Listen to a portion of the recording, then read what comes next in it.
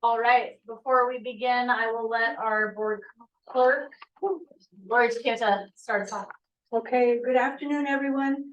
This is RCEA Board Clerk Lori Taketa. Before Chair Sarah Schaefer calls this in-person and online meeting to order, here's some announcements. For those of you here at the Wharfinger building, one announcement of the bathroom facility downstairs is not working so well, so I'm so sorry, but there are restrooms upstairs if you should need them. Microphones will be on throughout the meeting. Please identify yourself when speaking, and please one speaker at a time so that the online and the phone participants can follow what's being said. Online board members, and we have Director Wu remote today, please keep your camera on and unmute your microphone when you are speaking. And for people participating in public comment periods, if you are able, please come to the podium and so the microphone picks up your voice. Online participants, click the raise hand button in the webinar controls. Phone participants, press *9 to raise your hand. And public comment may be limited to 3 minutes at the chair's discretion. And so please raise your hand early so we don't miss calling on you. Email public comments are accepted before and during the meeting at publiccomment@redwoodenergy.org. And remote participants, if you experience phone or internet disruptions during this meeting, please notify if possible by calling or texting 707-382-7336. And that number is on the screen right now, 707-382-7336, or by emailing public comments at redwoodenergy.org. And that's all for announcements. So can we have a roll call, please? Yes, Director Arroyo. Here. Vice Chair Bauer. Here. Director Jorgensen. Here. Director Mike Losey. Here. Director Frankie Myers is absent. Director Heidi Moore Gunya. Thank you. Director Scafani. Here. Director Tuttle. Here. Director Wilson. Here. Director Wu. Here. And Director Wu, are you, is there anyone 18 years or older in the room with you? No, Okay, and you're participating for Just Cause, correct? that's correct. Thank you. And Chair Schaefer? Here. And there is a quorum. All right. And we don't need it to approve that. It is just cause. And so we'll move to reports from member entities. Is there anybody from the board that would like to report anything? I will report that myself and Director Arroyo had the opportunity to attend the Civic Well Conference, not necessarily representing RCEA, but also wearing that hat occasionally. A lot of folks involved in the CAC community, a lot of great presentations on electrification and all of that good stuff. A lot of transportation stuff this year as well. But it was a great opportunity to network with folks, meet people from RCEA, meet folks from other CCAs in Northern California, throughout California. And so it was a great conference. I guess Sunday too. Beautiful scene. All right. Could I insert a brief comment related to that? So I've been cleaning out all my old files, and you might not know that Civic Well, that used to be called the Local Government Commission, is actually the entity that got the funding to start RCEA back in the day. And so I found the old original application to the CPUC from the Local Government Commission that said, hey, we're going to start these regional energy agencies, and it was us and Ventura County were the two that were funded in that original Public Utility Commission pilot. And so Civic Well is sort of one of the parents of RCEA. We were there with Alex Stillman as well, who would not let me forget that piece of knowledge, and of course all of the history behind it. She always gives me a history lesson about whatever item it might be, whether it's on an agenda or not. So yeah, we learned a lot about that.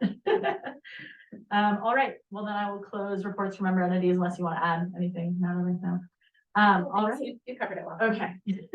That'll take us to oral and written communications, and this is for items that are not on the agenda. And if we have any folks that are here in person to make comment on items that are not on the agenda, please make your way to the podium.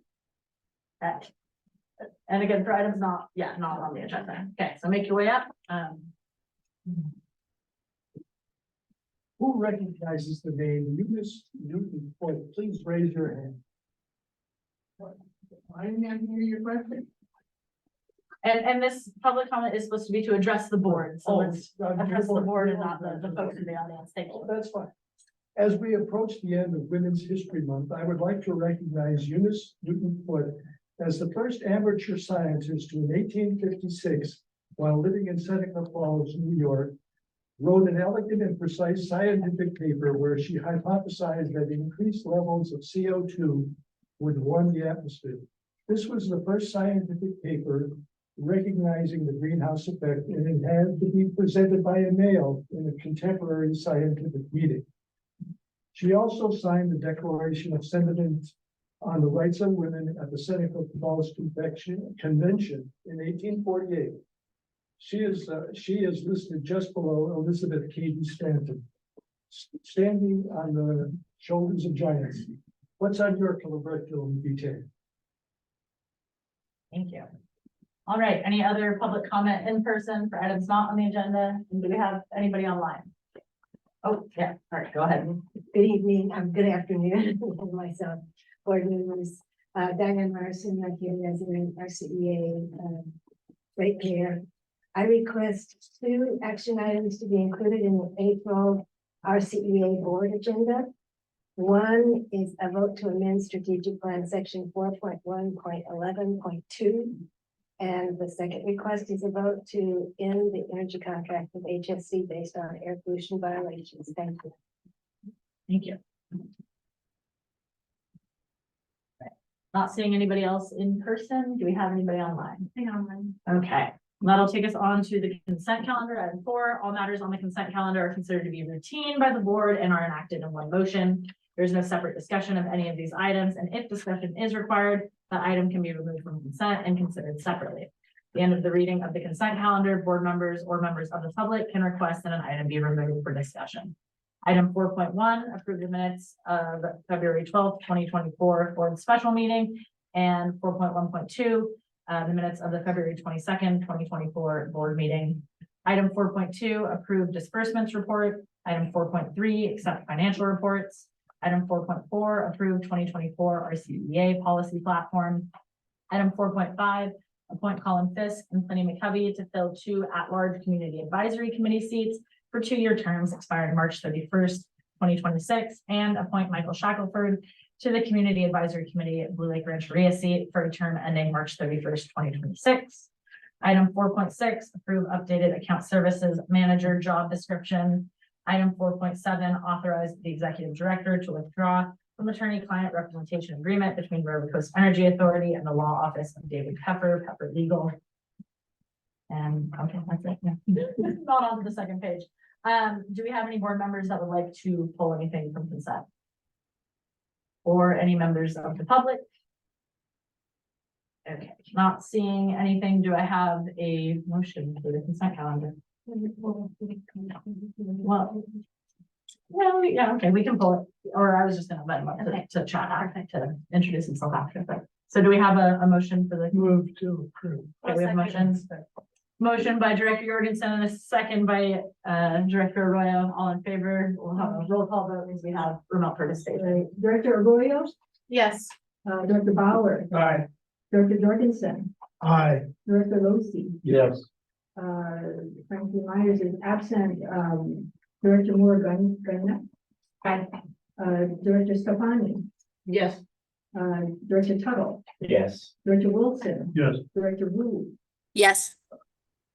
and Chair Schaefer. Yes. Motion passes. All right, and then I did want to invite our CAC appointee, Michael Shackelford up, if you'd like to say anything or just introduce yourself and say hi to the board. Thank you for having me. Michael Shackelford, citizen of Blue Lake Rancheria and member of the Blue Lake Rancheria's Tribal Business Council. Well, thank you, and we look forward to having you on the advisory committee. Thank you. Thank you. All right, do we have a CCE quorum? Yes. We do. Oh, yeah, there you go, none. All right, so then we're moving right into new business, item 6.1, which is the Sandrini Battery Energy Storage Service Agreement. So can we have a staff report, please? Jocelyn Nguyen. Thank you. Yes, indeed. Good afternoon, everyone. Jocelyn Nguyen, Senior Power Resources Manager. I am here to introduce and then hand the mic over to our counterparty to finish introducing this project to you. So this would be a new contract for a 92 megawatt battery energy storage system to be co-located at our Sandrini solar site. So first, before I hand it over to Chris Baxter of EDP Renewables, I wanted to just touch on what procurement objectives this project would help meet. So similar to the energy storage, the Drifter energy storage project I brought to you all a few months ago, this project would similarly help meet RCEA's midterm reliability and resource adequacy compliance obligations. And then more on a daily basis, it would help integrate the power from the Sandrini solar project into the grid when it is most needed, thereby contributing to RCEA and the state's portfolio of, diverse sources of clean capacity. And I showed you this photo a few months ago. This is what the Sandrini solar project looks like today. The good news is that the panels are expected to start arriving on site in the next few months, and the project is expected to reach commercial operation later this year. The energy storage system, which this contract is for, is expected to reach commercial operation at the end of 2025. And so there would be about a year and some change period where the solar is online and the storage is not. But today in California, it's not so popular anymore to bring online standalone solar without any energy storage. So we're very happy to bring this contract to you for a co-located storage project to help integrate the solar onto the grid. So with that brief introduction, I want to hand it over to Chris Baxter from EDP Renewables. And Chris, I can advance the slides for you if you want to prompt me. Wonderful. Thank you, Jocelyn. Good afternoon, and thank you for the time today. My name is Chris Baxter. I am Director of Origination for EDP Renewables North America's West region. I am currently traveling with my family and do apologize for my inability to join you in person or by video, but I hope you could hear me clearly. We can. Great, wonderful. So on behalf of EDP Renewables North America, we are very excited to have had the privilege of working on the storage opportunity with the RCEA team and for the opportunity to introduce you to the company and the project today. As many of you may already be familiar with EDP RNA as the developer of the 100 megawatt Sandrini solar project that Jocelyn mentioned that will achieve COD this year, I will be as brief as possible. Jocelyn, would you mind advancing the slide? Thank you. Yep. So EDP Renewables North America is the North American platform of EDP Renewables, a global leader in the development and operation of utility-scale renewable energy generating facilities globally. With its headquarters in Madrid, Spain, the company operates across 28 markets internationally, operating over 16,000 megawatts of wind, solar, and storage in North America, South America, Europe, and Asia. And can we turn to the next slide, please? And as the North American platform, our company, EDPRNA, is ranked 5th in the US in terms of installed renewables capacity. We operate 60 wind farms and more than a dozen solar parks that total approximately 9,000 megawatts of developed projects to date. Could we turn to the next slide? And on this slide, you could see in a bit more granular detail our North American operating portfolio. You can see we have a significant presence in markets such as California, the Pacific Northwest, WEC, ERCOT, PJM, and MISO. And we have cultivated experience in all aspects of project development, management, and operation through working in diverse markets and with diverse customers and communities over nearly 25 years. That the company has been developing large renewable energy facilities. So we really have the expertise in-house to site renewable projects and then to shepherd them through the development process and into operations. turn to the next slide. So looking beyond who we are in our history, the company really does have aggressive growth targets, is working to invest and continue to expand in new high-quality projects, such as the Sandrini Storage Project.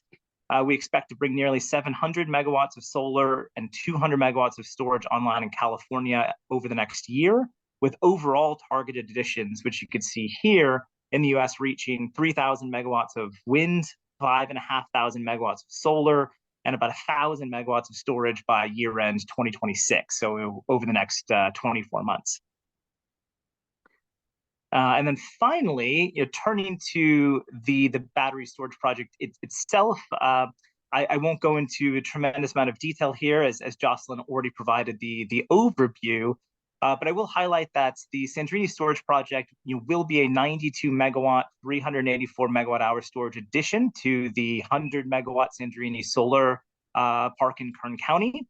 And it was conceived out of a desire to hopefully optimize the value of Sandrini Solar, allowing RCEA to benefit from the value of associated projects, many of which Jocelyn mentioned, such as resource adequacy, and providing a flexible means by which RCEA could shape and increase the value of the solar resource itself, something that is far more difficult, if not impossible, to do without a storage addition of this size. And there was a good synergy between adding value to RCEA and helping our company meet our targets and continue to grow as we are expecting.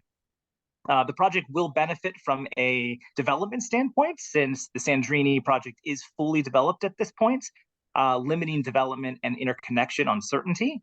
The existing interconnection agreement already contemplates the addition of this storage. So, while we obviously cannot anticipate the unforeseen, we are confident that that this project is primed for success and to reach that COD, that commercial operation, by year end 2025. So again, we are excited for the opportunity to continue our work with RCEA and to bring this project online here in the next couple years. With that, I'm happy to answer any questions, or else I'll turn the mic back over to Jocelyn. Thank you. Yeah, thank you, Chris. I just want to add one kind of exciting point about this contract is that EDPR has committed to commit a $250,000 community benefit investment to be spent on workforce development, kind of different community benefit efforts at RCEA and EDPR's discretion, both in Humboldt County or Kern County, where the project is located. And those funds would be available, at the time of the battery storage commercial operation. So we're excited about that little carrot with this contract. Thank you, Jocelyn, and thank you, Chris. Do we have any questions from the board or anything to add? Yeah. And just, for scale, since you'll probably don't think in megawatt capacity numbers, the average load of Humboldt County is like 80 megawatts or so. So this battery could power Humboldt County for like 4 hours just off of this battery. So it's a pretty big battery. Thank you, Matthew. So any questions from the board before we open it up to public comment? Yes. Well, since you brought up the community benefits, that is a great piece, and I'm wondering what we foresee as far as the relationship between us and Kern County, and how will we be? Has there been any communication around how that will look and how it'll work, or is it going to be something that we navigate as we get closer to that date? There has not been discussion with Kern County, but yeah, we will look to discuss as the project becomes a reality. Okay, great. Yeah, thank you.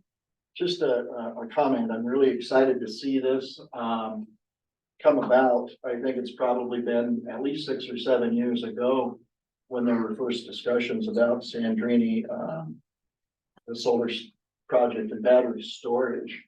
And I was on RCEA at that time.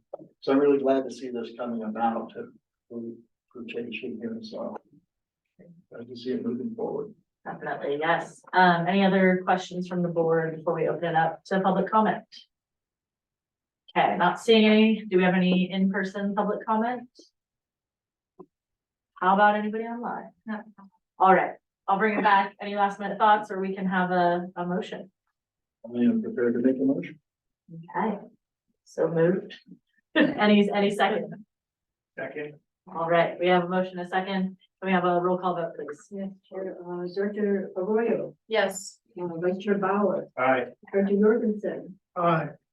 Director Lucy, Yes. Director Myers is absent, Director Moore Gaino. Aye. Director Stefani, Yes. Director Tuttle, Yes. Director Wilson, Yes. Director Wu, Yes. and Chair Schaefer. Yes. All right, thank you, folks. Thank you, Jocelyn. Thank you, Chris. Appreciate it. All right, that'll take us to item 6.2, Grid Resilience Innovation Partnership Program Funding Opportunity, and that will be Eileen. Start us off. We're really excited to bring this to the board. RCA wasn't aware of this probably less than 2 months ago. But since we were made aware, we've been working tirelessly in a collaborative effort with 4 tribal nations and Shots Energy Research Center to seek federal funding to act as a down payment on a grid modernization project. And it's fairly technical. So we have Dave Carter here from Shots Energy Research Center, who has been working on the technical volume for the application. And so I'm going to ask him to come up and give the presentation of the overall project. And do you want to do it, or you want me to? Sure. Okay. Thank you. You're welcome. Thank you. Hello, everyone. Pleasure to be here with you to present this material. So we've got the Tribal Energy Resilience and Sovereignty Project, TERRAS. And yeah, as was mentioned, this is a proposal to the U.S. Department of Energy to their Grid Resilience and Innovative Partnerships Program. And I'm just going to give you some overview information here to supplement the memo in the board packet. So we're going to go over just describing the project, talking about the why, the reliability issues on the Hoopa 1101 circuit. We'll talk about microgrids and resilience and how they are applicable. And then we'll look at the solution that we're proposing, the Hoopa 1101 network microgrids. And then we'll just touch on the goals and objectives, show you the draft budgets, and take a look at the schedule and work plan. And I should introduce myself again, just Dave Carter. I'm principal engineer at the Shop Center. And we have a big team spun up on this. So I'm just one of many people are scattered around doing other board meetings and approvals and stuff. And so I'm the one who gets to be here with you today, but I just want to mention that there's lots of people in our shop and 2 other organizations really working hard on pulling this together. So just a brief description. So this will build on success of our local microgrids at Blue Lake Rancheria and at the Redwood Coast Airport microgrid. And so the focus is to solve really intractable reliability problems on the Hoopa 1101 circuit, which have been allowed to persist way too long. So this will serve fixing that problem will really serve the Hoopa Valley, Yurok, and Yurok tribes and other community members that share that circuit. And it will strengthen intertribal coordination, knowledge transfer, and skill development. And that'll largely come in part from the Blue Lake Rancheria. So they've been owning and operating microgrids for many years, and they are a key partner on this to help with knowledge transfer and technical assistance to try to alleviate these issues on the Hoopa 1101 circuit. Partners, RCEA would be the lead applicant, so you'd be entering into a cooperative agreement with the Department of Energy. Subrecipients would be Hoopa Valley, Yurok, and Blue Lake Rancheria tribes, and ourselves at the Shots Energy Research Center. And PG&E would be a partner, but not a subrecipient, as we have it framed up. The project elements. So we'll deploy 3 privately owned and operated community microgrids on the Hoopa 1101 circuit. We'll upgrade the Blue Lake Rancheria microgrid. And we'll develop replicable open source designs and business models and collaborative frameworks. And implement a comprehensive community benefits plan that is aimed at providing well-supported pathways to good jobs for tribal members and underrepresented workers and others in the community. So we submitted a concept paper in January, and I just want to commend our RCEA's team for the kind of quick on their feet thinking, and when like as I mentioned, this came up really quick, and but I think that we're just really grateful that our RCEA saw this as a benefit for the community and agreed to step in and work with us on it so far. Happy our concept paper was approved, and then this just touches on the reliability issues. So presuming most folks are familiar with the area out in Uba, Wichita, Orleans, so far. These are canyons geologically unstable, seismically active, high wildfire threat risk, heavy winds, snow. The power outages on the circuit are some of the worst in PG&E service territories, the 7th worst out of over 2,200 circuits for duration of outages, and I think it's 18th worst out of just the frequency of outages that happen up there. So many hours of without power, and there really hasn't been any significant improvements in years. It's been getting worse with climate change. So the issue is very acute, and we have the technology and the team to address it. And so that's what we're planning to do here. We're going to use microgrids that we've demonstrated here in Humboldt County. They basically, microgrids involve some kind of a big switch that's connected to the main grid.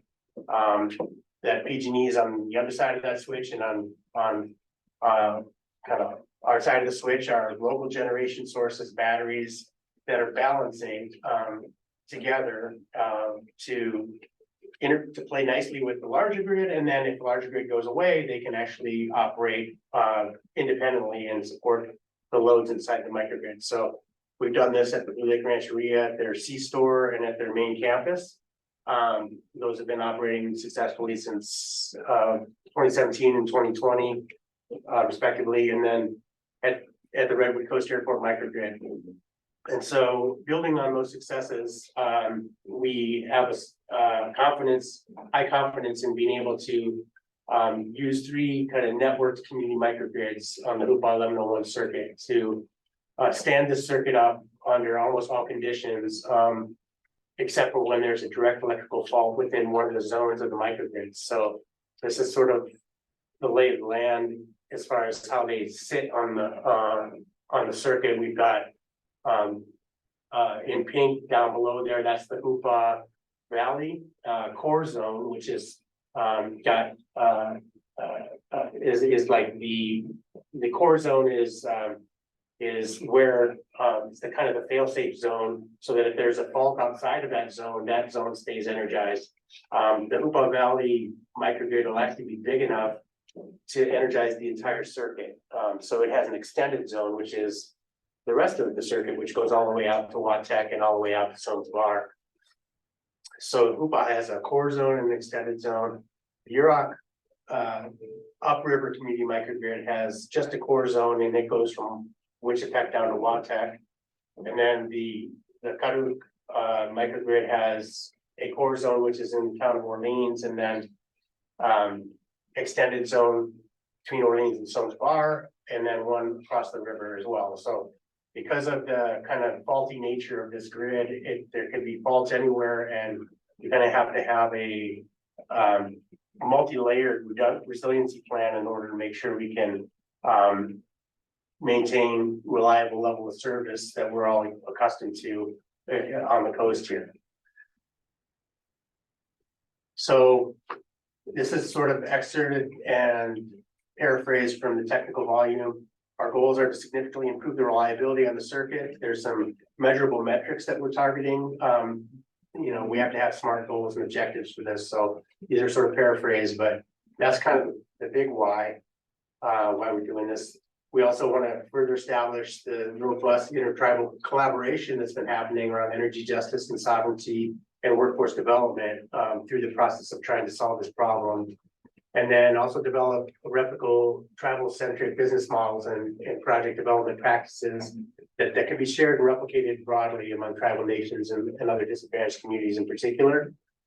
And then a key focus is to try to onboard tribal members to apprenticeship programs, apprenticeship programs that have pathways to journeyman level jobs in the trades and or technical certifications and documenting the competency in microgrid operations and maintenance work. The community benefits plan is actually pretty complicated and difficult, as much so, if not more so, than the technical elements here. So we're really putting a lot of emphasis on that. Oops, lost over the objectives here. So we're specifically looking to transform that circuit to one of the least reliable, from one of the least reliable to one of the most reliable around, and we're confident we can do that. We can deploy automation to control a decarbonized circuit, so high penetration rates of solar and battery, very low carbon intensity of power on the circuit. And the circuit is constrained as far as how much power it can transport, so we have to equitably control that power flow so that each tribe has access to markets in equal fashion, so that they can share congested conductors basically to push power that they're owning and operating out on the grid. And it's possible that RCEA may be a purchaser of that power. We certainly hope so.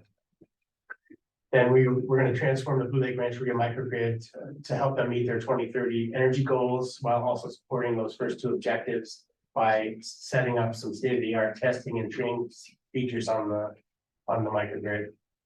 And then, as I mentioned, the community benefits plan really is, we're looking to provide well-supported pathways for tribal members and underrepresented workers in particular. So they have pathways to good jobs that would have union and non-union tracks as well in the trades and also in more technical pathways. So the budgets, this slide shows the estimated costs and estimated funding that we have lined up and then the balance of that. So we're sitting pretty good as far as the balance right now. These numbers are moving around a bit as we kind of finalize everything, but we don't expect any major changes from what we're seeing here. So there's and then the next one here, this is kind of showing the different funding sources that we have lined up. So there's and how they're kind of dropping into the different partners. So and then the grant totals on the bottom. This is the last slide here is the work plan. Just to point out, this is a phased project. So phase one is the 18-month push to try to do design, setting, and permitting. And then if we're successful and we have the funding lined up to proceed to phase two, that is procurement and acquisition. That's where there's some big dollars going to be spent there on batteries and solar systems or hydro systems and things of that nature. So we really have to prove ourselves in phase one and get the additional money lined up. But there is an off ramp if it's just not happening. So first things first, phase one, we have milestones we have to meet to get to phase two. If we're successful with that, we would go to procurement and acquisition. Again, milestones in phase two there, and we'd have to meet to get to phase three, which is construction. Also, a high burn rate on that as far as dollars. So at each gate, we'll have to make sure we have all of our funding and match funding lined up. And then fourth phase is our testing and commissioning and measurement and verification. Thank you very much. I'm ready to take any questions. If I could just add a little bit of RCEA's piece. So what we're coming to the board with is authorizing us to apply for the Department of Energy funding, which is half of the total cost of this project. DOE has a 1-to-1 match requirement. RCEA is not, as it's written out now, required to come with our own match. the other parties are using the match that they're bringing to the table to come up with that. And the funding there that you see under RCA would all come from Department of Energy funding. The match requirement kind of de-risking the project for RCEA is what Dave was talking about, these off-ramps. So if we get to phase 2 and for some reason the match hasn't come to fruition, because this depends on, and I just want to say the amount of work that the shots team, along with the tribal parties, to get this through is amazing, but it's not it. They're also in tandem applying for the microgrid incentive grant funds through this the state, and so they have competing funding, not competing, but complementary funding opportunities at the same time. So, and every day it changes a little bit with new funding opportunities. I will say this project is getting a lot of attention statewide, and people are wanting to see it happen. So we're, finding out new funding sources on a daily basis. So what we're asking the board to do today is authorize us on behalf of the tribal nations to apply for DOE funds. We would be the party entering into the agreement with DOE. And then we're also asking for you to approve us entering into a memorandum of agreement with all the parties. That agreement is solely to get us through this application phase. Once we're, hopefully, if we're awarded DOE funds, we would negotiate new agreements on the specifics of awarding funds to each tribal party and shots. So this is just the first step in a much bigger process. And anything else to add before we open it up for questions? And thank you, Dave, for that presentation. That's great. I just want to say, as one of the tribal nations that is baked into this, we just very much support RCA's support with this. What we do have is a lot of technical expertise and a lot of incredible partnerships. What we don't have is the ability to manage a grant at this scale. When you think about the fiscal considerations, allocations, and so just really appreciate, depending on the vote, RCA's consideration of supporting this project. I don't know that we would have collectively had the capacity to do it without this level of support. And that goes without saying to say that we couldn't put on the shots. And I will say, built into RCA's budget is capacity development, because this will be big for us as well. So we have consulting costs built in. We have not managed a federal grant from department, or it's not a grant, but we through this can hire a consultant that's very familiar with compliance for DOE funding. So. Great. Any other questions? Yeah, Madeline. I don't need it to be available right this minute, but I am curious about the upfront costs for development, just so I can understand like what it takes to develop the proposals from shots and RCEA that are going into this. So we, can kind of track what an application of this scale is really, how we need to plan accordingly for that kind of thing. So leading up to application, so we're submitting the application, if approved, April 17th. So we're almost at the tail end of it. A lot of this work was done previously by shots and the tribal nations for application last year that was not awarded. And so some of the work was already done. And then shots has partnered with a anonymous Philip, I have investment firm that funded their work for preparing this application. So that speaks to the level of interest in seeing this succeed. That's incredible, and I'm sure it's what everyone's here to talk about today. Well, Thank you. Director Aurora is a really good one. Yeah. I think that when we get beyond, assuming that this moves forward, when we get beyond April 17th, I think one of our kind of intermediary steps would be to do some sort of calculation of time spent, because there's a value associated with that, right?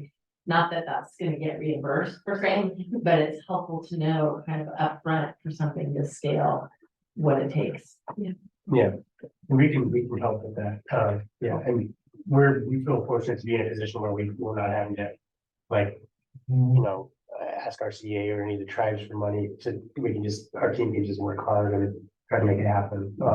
And so that's a, but there are costs that are being borne by someone. So if you're interested in like, hey, a grant of this magnitude of the DOE, like, if we're thinking about like some other big one, what should we schedule in next year's budget for that or something like that? That could be, we can help. Yeah, that'd be great to understand just for an edification. I don't want it to seem like I'm expressing any hesitancy whatsoever about this.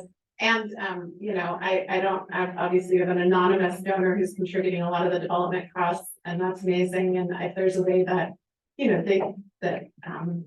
we can express appreciation of that, I'd be really excited about that opportunity, through whoever knows who they are. And just to add to it, I mean, it's exciting to see to that point that, one agency or one government or one tribe doesn't really have like the power to be able to apply for something this big on their own. And so to see this level of collaboration between the different partners, to show what really is possible and what is out there and how we can, get this funding and create awesome things for our community is super cool. So. Yeah, go ahead. Oh, yeah, Heidi and then Scott. Yeah. Just with my position with this, is it most appropriate that I recuse myself and we get to time of voting? Since you're staff working on this project, I would think you need to recuse on the vote. Go ahead, Scott.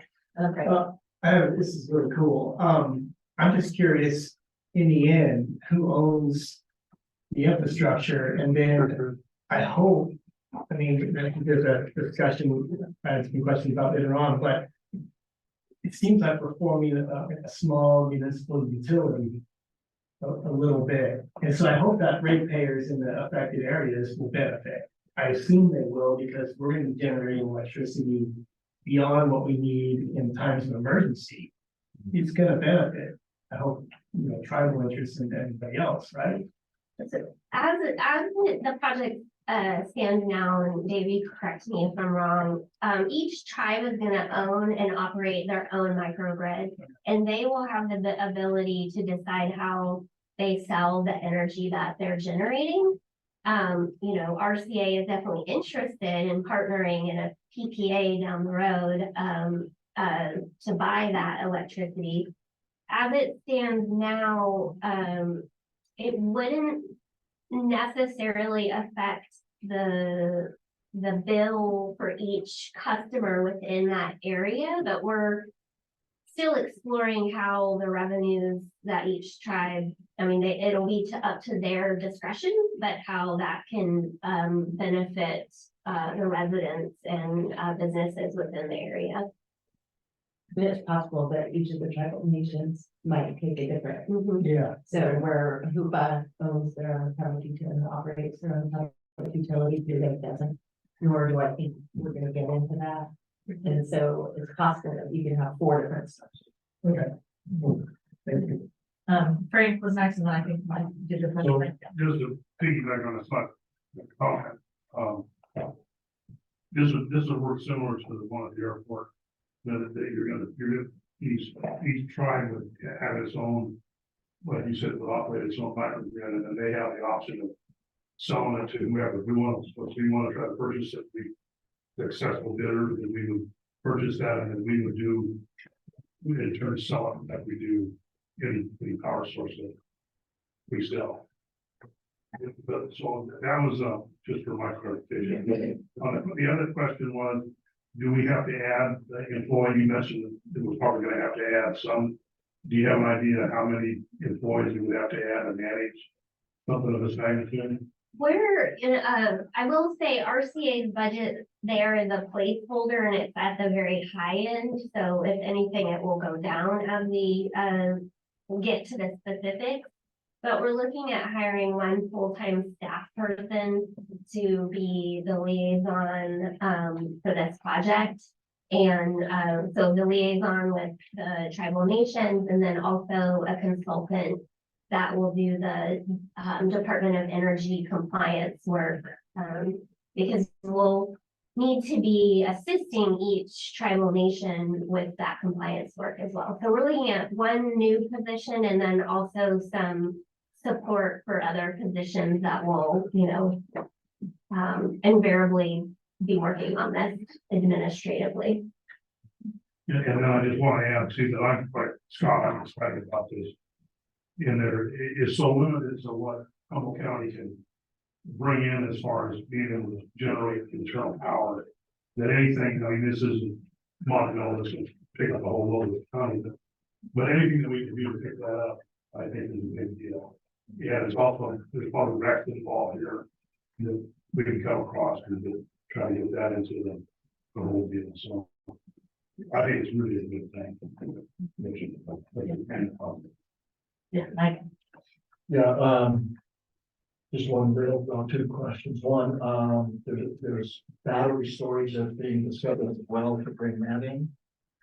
Yeah, so each community microgrid has a battery, and they act together to balance the system because it's 142 miles of circuit, and so we really need to have like at the start, at the middle, and at the end, the ability to pull power back and forth between different resources and to try to work within the constraints of the circuit. So the batteries are absolutely critical for that.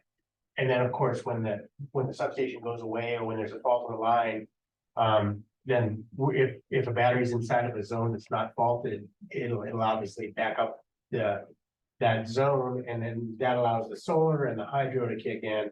And so each one, they're kind of the heart of the project, one battery per site. The one at the Hoopa Valley is the biggest one. It's because it's kind of the lead battery in the system. I know that the valley gets a whole lot more sunshine than we do here, but Yeah. a concern as far as the cloud cover and that sort of thing. I'm excited about this project. It sounds like a great project. On the grants up there, what steps are they at as far as being awarded, or are they just in the asking stage at this point? Yeah, so one of the key pieces on the grant, the DOE really wants firm match funding, so things are firm. The one line item that's not in hand is the big one, the PG&E MIP CMAP grant. So we have for that one, the timing of the MIP applications are a little bit, they're due after this GRIP application. So What does that acronym stand for? Microgrid Incentive Program. Yeah, the Microgrid Incentive Program and the Community Microgrid Enablement Program. So both of those grants are actually flow from the Redwood Coast Airport microgrid. So that project catalyzed a statewide tariff that led to these programs, and there's over $200 million programmed into that. So that's something that we did collectively. And the one nice thing, I mean, we're pretty confident in those funds because we basically, and we wrote the technical best practices guide program. We helped PG&E develop the whole pathway to deploying one of these things that's everybody's trying to follow on this program. The Shot Center has these projects so tuned up and ready to win those grants that, you know, we don't have them in hand, but we're really confident that you know, we're the ones, those applications are the ones to beat. And then there's some other backup plans associated with firming up that particular line item. So it's a risk in that the DOE may see that weakness and, you know, it might hurt us in our scoring. We have strategy to try to mitigate that. If we get to the negotiation phase and we're able to, and they're comfortable with it, then, you know, by then we should know whether or not those are in hand. And at that point, you know, if they're not in hand and we don't have other stuff lined up, it's always an option for the team and RCEA to say, well, we didn't quite come together, guys. We're not going to sign on the left out of the line. So, but what we're asking for today is just like, let's put the application in. There's going to be other opportunities to either thumbs up or thumbs down on signing the grant and the cooperative agreement. And you should know more than about that particular line. I'm guessing each grant has different milestones that have to be hit, or several of them the same. Yeah, and that's one of the beauties here. The GRIP 2 one that we're going to be submitting on the 17th, and the MIP/CMIP, they are totally aligned. Like it's the same exact project as being pitched to PG&E, it's being pitched to DOE, and PG&E is a partner on the one that's going into the DOE. So the alignment is you know, perfect. You know, for as far as going for 2 different grants for the same project, they're aligned. And each tribal nation will manage their grants, and we will only be managing the Department of Energy. So we will not be managing 199,000, just million. It still makes my head kind of. Yeah. Yeah, go ahead. And I just wanted to add, because of our projection of our grant proposal being highly competitive, but you also heard in the presentation that we submitted last year and we weren't successful. So I wanted to address that for just a moment. Last year, we were part of a statewide grant that was submitted on behalf of California Energy Commission, and it was for a $500 million ask, which would have represented by far the largest distribution of that allocation. It was just too big of a mess. And our piece that we're carving out, that is our GRIP 2.0, was just one small component of that larger statewide grant. So we're unhitching ourselves from the big complexity. We're just focusing on what we have control over. So in this case, there was like a discrepancy that, wait a minute, you said this is highly competitive, but you didn't get it. Because the other partners. It is way less complicated this time. Yeah. The CEC was the lead applicant on RCEA. Yeah, there you go. It's a big difference. Sherry, I forgot to check in with you over in Zoom land. Do you have any questions or comments for us? No, I'm listening, and I'll raise my hand if I do, or I'll shout out. Thank you. Yeah, okay. Any other questions or comments from the board before we open it up to public comment? Just one, you did say that there's no maps on our side. No. All right, let's open it up to the public. Is there anybody here in person that wanted to comment on this? Or if you're on Zoom, raise your Zoom hand. I'd like to speak. Come on up. Hello, Larry Goldberg. I'm a Trinidad resident and I've been 6 years on the Citizens Advisory Committee. This is the kind of project we've wanted to see for many years. I think this is really outstanding. I would like to point out that since it's been based on the work already done, I'd like to see it become a stepping stone for what can come even further in the future. About a year ago, we had a presentation by PG&E about the transmission constraints in Humboldt County. And this area was one of the key areas, but it's one of 3 primary areas that are transmission constrained, the other being Southern Humboldt. And what I'd like to propose for the board for future consideration is, if you could get this kind of program, leverage it to then do a publicly funded microgrid for Southern Humboldt. I think we need to own our own transmission and generation facilities.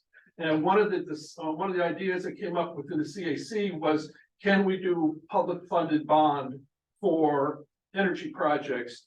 This is the kind of thing I think the public would get behind. And if you can do a demonstration with the tribes, I think this can be the platform to leverage to do it all over the county. And we would then have distributed power throughout our county that's publicly owned. And I'd like to see that as a goal eventually of RCEA. All right, anybody else here in person to comment before we move online? Okay, not seeing anybody. Do you have anybody online? Okay, well, I will bring it back to the board for any final thoughts or a motion on these two action items. Yeah, go ahead, Natalie. I'll move approval. And those random, all that. I'll second. All right, yes, there are a lot of words, so we do have, yes, the two actions to the approval and then the authorizing. We have a motion in a second. We'll have a roll call vote. And Director Moore will abstain from this vote. Okay, so Director Arroyo, Yes. Vice Chair Bauer, All right, Director Jorgensen, Director Lowski. Yes. Director Myers is absent, Director Stefani, Yes. Director Tuttle, yes. Director Wilson, Yes. Director Liu, Yes. and Chair Schaefer. Yes. All right. Thank you, folks, and thank you to our presenter. And this is a really exciting opportunity for Humboldt County. So thank you, folks. All right, that'll take us to item 6.3, Executive Director Recruitment. So it says and/or, so I will turn it over to whoever I'll wants. tell you, we don't need to spend, I think, a lot of time discussing this. As I think you all know, it's my last meeting and my second to last day at RCEA. And so this action has a few parts to it. One is the staff recommendation is to appoint Eileen interim executive director to fill the role until a permanent hire is made by the board. But other pieces of that are to authorize staff to engage a recruitment firm to do a professional hiring process to work with the board to develop the criteria and to then go out and find candidates and help manage the recruitment process on behalf of the board. And then the third sort of piece is to hopefully have the board if we can get some volunteers for a recruitment subcommittee so that ad hoc committee can work with staff between board meetings to help the process move forward so that it's not always having to wait a month and do everything at the board meeting. And then really authorizing that committee to work with staff on evaluating the proposals, helping kind of move the process forward on behalf of the board and work with staff just to kind of keep it rolling along. And so those are the sort of four pieces, or three pieces with some authorizations for the ad hoc committee if that's the board wants to go. Anything else to add? Okay, and yeah, before we move into discussion of this, I just wanted to say thank you, Matthew, and just as a board member that came into this board not knowing much about energy, you have been very knowledgeable and helpful in my understanding of how our CEA works. So just thank you for all your service to this board and to the community and to this organization. It's truly appreciated. All right, so we do have, a few different action items here. And so do folks have thoughts about this, or we can move kind of forward to if there are people that are interested in serving on this ad hoc committee to raise a hand and let us know. Or if people have thoughts about hiring a firm to do this. And I will say Arcata has hired several or are in the process of hiring different executives, and we did city attorney and all these different things, and having a firm is kind of, you just kind of have to do that. And then so they've been enormously helpful in helping us find excellent candidates and just kind of move the process along. And so I definitely am in full support of that. And I will add that I am going to offer to serve on the ad hoc committee as well. So I'll write my name down if anybody else wants to join me in that process. Yes, the question I have is what's the time commitment? So What do you think, Eileen? Yeah. staff is gonna not just give you a blank piece of paper, so it doesn't take as much time. So we've already started developing a scope of work and I have reached out to Karen Deemer at the City of Arcata to learn more about the process that they're using to not recreate the wheel. And so I would say, you know, some decisions can be made via email, reviewing documents, and then you know, we as an ad hoc, it can be remote meetings. And I would, if we're gonna get this before the April board meeting, I would say maybe 3 meetings between now and the April board meeting.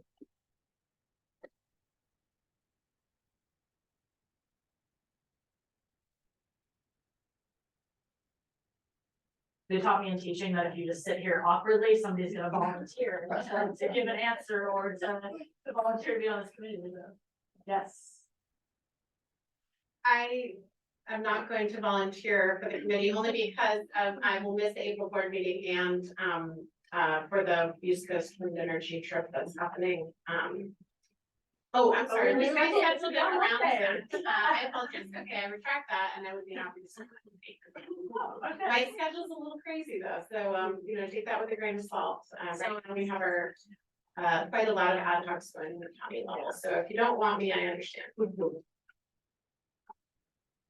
I wouldn't feel right about committing Chris Hogan. Now Chris wants to probably do it though. Not like well, we could propose Chris and then check with her if she does And that. then, if she says no, then we can replace him. I think we need at least one more person to make it a really good committee, you guys. I'll do it. Okay, thank you, Elise. You good, Scott? You don't wanna? No, I was going to, but she beat me to it. So. Do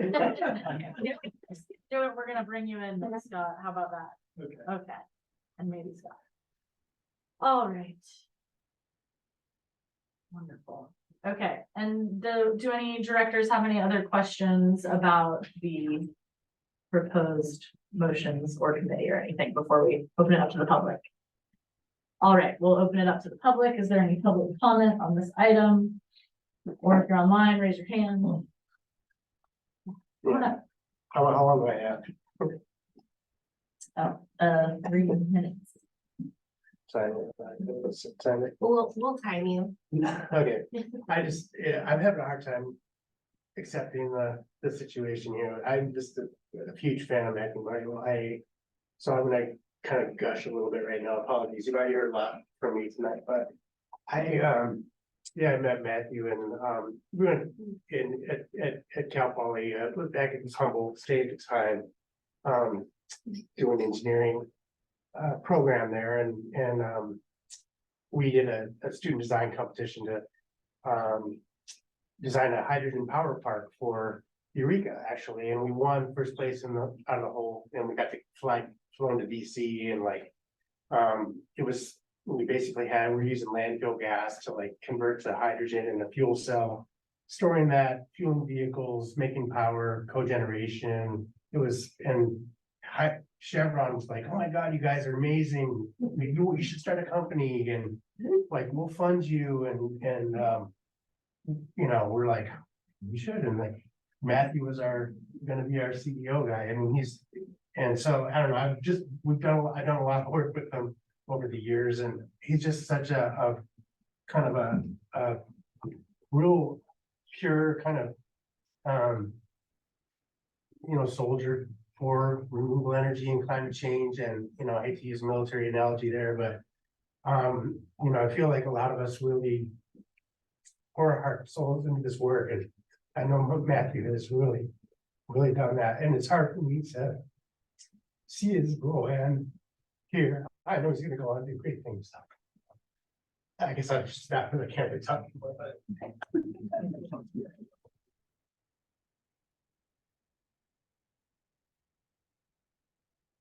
Anybody else in the room wanting to comment, or do we have any folks online? All right, Well, then I will bring it back to the board for a motion on these various points here and to appoint myself, Natalie, Chris, and Elise to our ad hoc committee. Can I just say motion to approve staff recommendation for all those, or is it? Okay, so we had a motion from Scott and a second over there from Mike, yes, okay. So we'll have a roll call vote, please. Director Arroyo, Yes, Okay. thank you, Matthew. Vice Chair Bauer, Aye. Director Jorgensen, Aye. Director Lowski, Yes. Director Myers is absent, Director Morgan. Yes, and thank you on behalf of Relay. Director Stefani. Yes. Director Tuttle, Yes. Director Wilson, Yes. Director Wu. Before I say yes, I too want to thank Matthew. You've been a visionary, Matthew. Yes. Yes.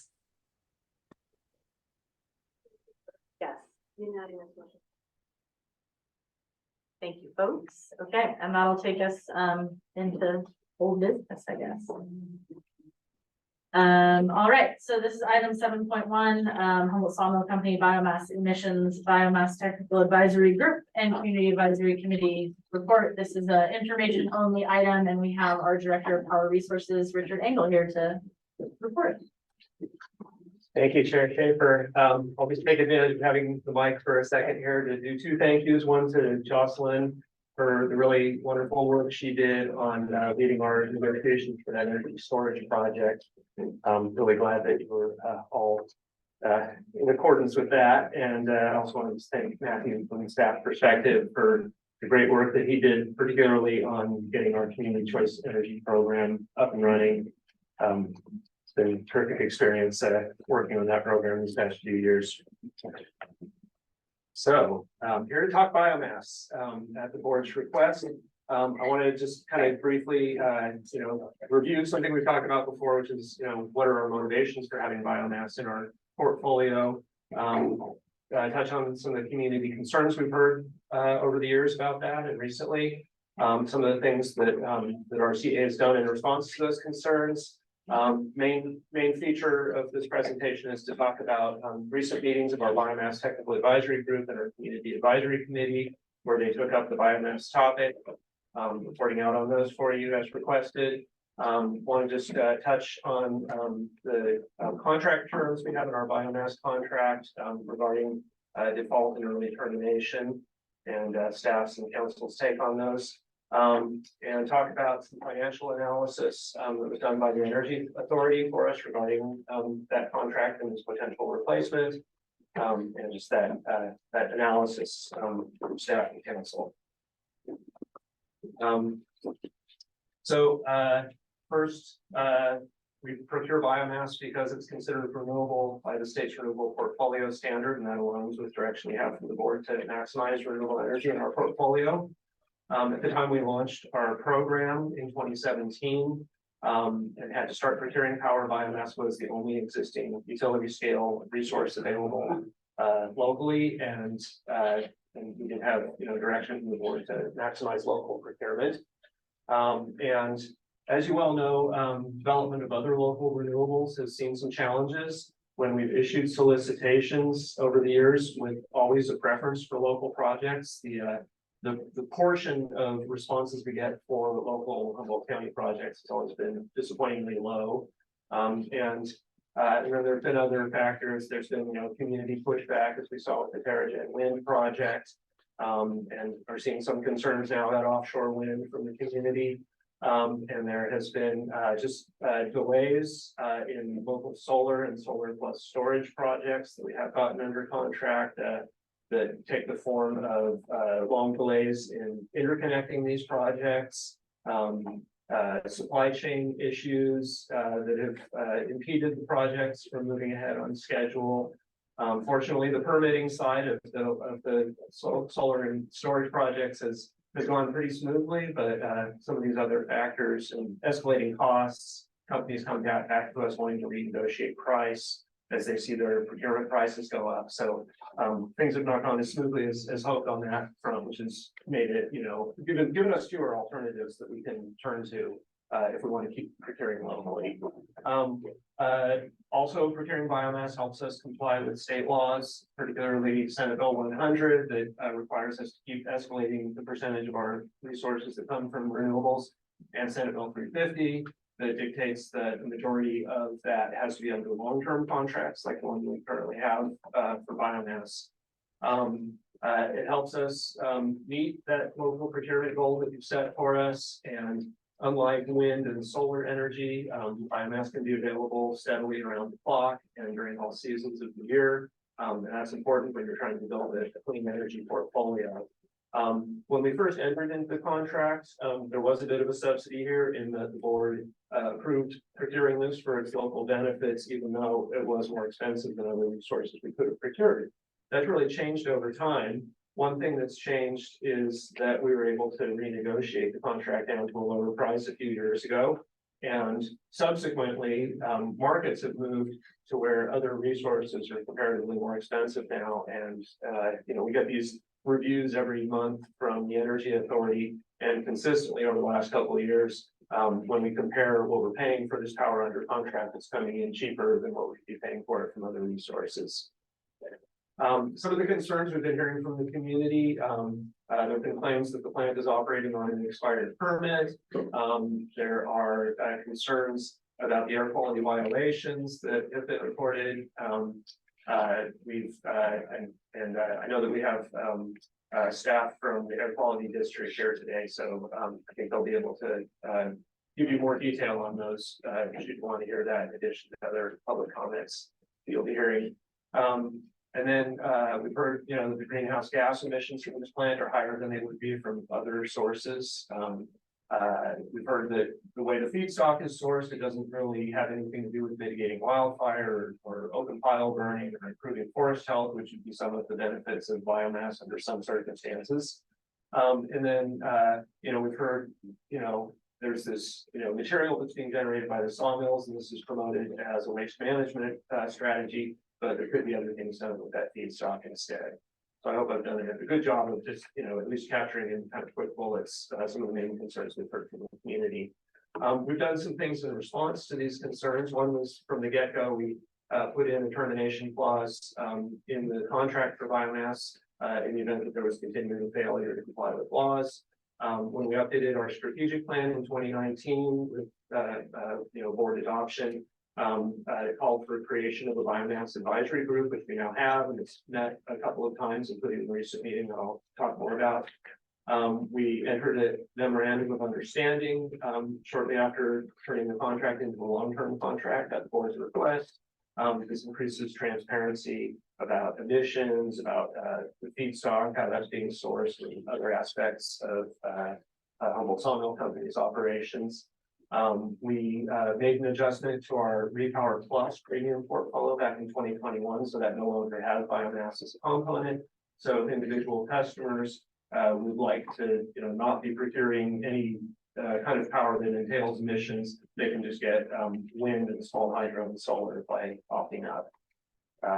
And the additional cost of that works out to, for residential accounts, typically about $5 a month.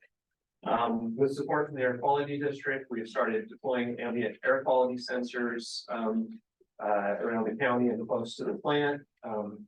And there's a slide that goes into a little more detail about that. One of our staff members, Joseph Sloan, has been leading this effort.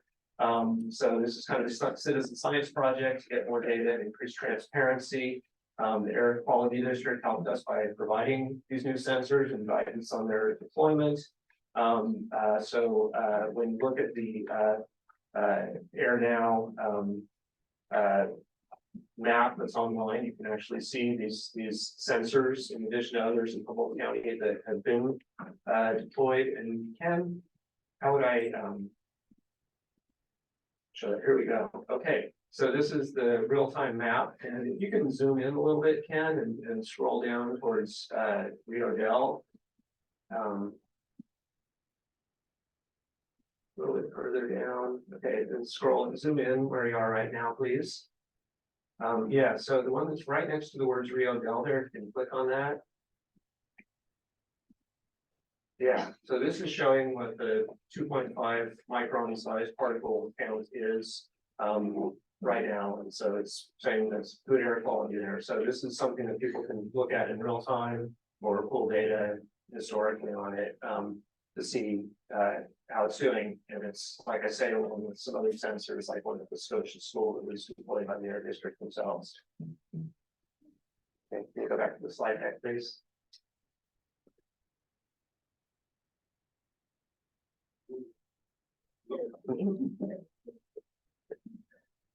Great, thank you.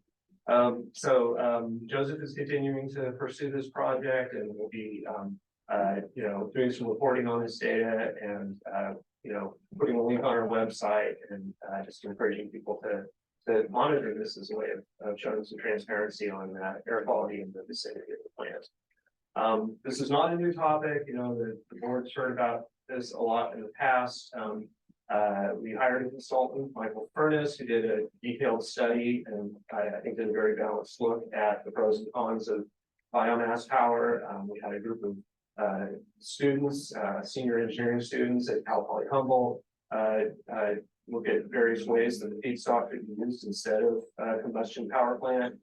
We had a panel of experts do a meeting over at the Adorney Center a few years ago and got a wide range of perspectives on this. So there's been plenty of discussion of this. The biomass technical group met on March 1st. There's just a list of folks. I'm not going to read down it, but you can see there was a good, diverse set of perspectives participating in that meeting. We looked into in that meeting the claims that I mentioned earlier, critics of biomass.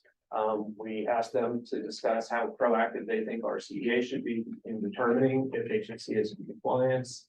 In the event of contract termination, we asked them to discuss, whether they believe the plant would keep producing power at current output. And if the plant were to reduce or cease operation, what would become of those biomass residues? Some of the key takeaways from the discussion, we had the Air District there and they confirmed that the HSC is currently operating under a valid permit, although they did submit their renewal application late and might be penalized for that. They also said that HSC is operating in compliance. And they talked about testing that they're working on that potentially, depending on findings, could lead to a health impacts assessment. Humboldt Sawmill Company were also at the meeting, and they said that in the absence of an RCEA contract, they would have means to immediately begin selling power to PG&Es. So I think they'd actually become a merchant plant selling into the California Independent System Operator, but at any rate, they would, they anticipate that the plant's operations would not be impacted by going out on contract with RCEA. There was disagreement among different participants over whether HSC's emissions are consistent with other comparable biomass plants. It's a complex comparison to do just because it's not apples to apples across the different plants. There was agreement that there should be more discussion about the importance of procuring locally in the instances where there's cleaner alternatives outside of Humboldt County and the difficulties in getting new projects built here locally. They wanted to see more details on the violation data and have that kind of presented in a way that would let them kind of assess the severity of the violations. There wasn't any overall agreement on recommendations to make to the board. Later on the 12th of this month, we convened the CAC and had a meeting that was pretty much entirely dedicated to this topic. We had presentations by Dr. Ring, who's here today, myself, Dean Kerstetter from Humboldt Sawmill Company, Yona Valakovic, UC Co-op Extension, and Brian Wilson from the Air District, who's also with us today. Some of the takeaways from this meeting, we did get lots and lots of public comment at the meeting, written comments, in-person, online comments. There was not consensus with the CAC about whether they wanted to make a recommendation to the board to continue or not procuring from Humboldt Sawmill Company. There were multiple motions that were made and discussed. It was a fairly even split in votes of those, but as you know, the charter for the CAC would require, if they don't have consensus, they'd have to have a supermajority, 2/3 vote to pass a recommendation to the board. They did direct staff to report back to them as I'm doing. We did, as I mentioned, have a financial analysis from the Energy Authority, and if you want to dive into this analysis with any questions, I did arrange for Jacqueline Hart from the Energy Authority to be available to talk to you remotely during this meeting.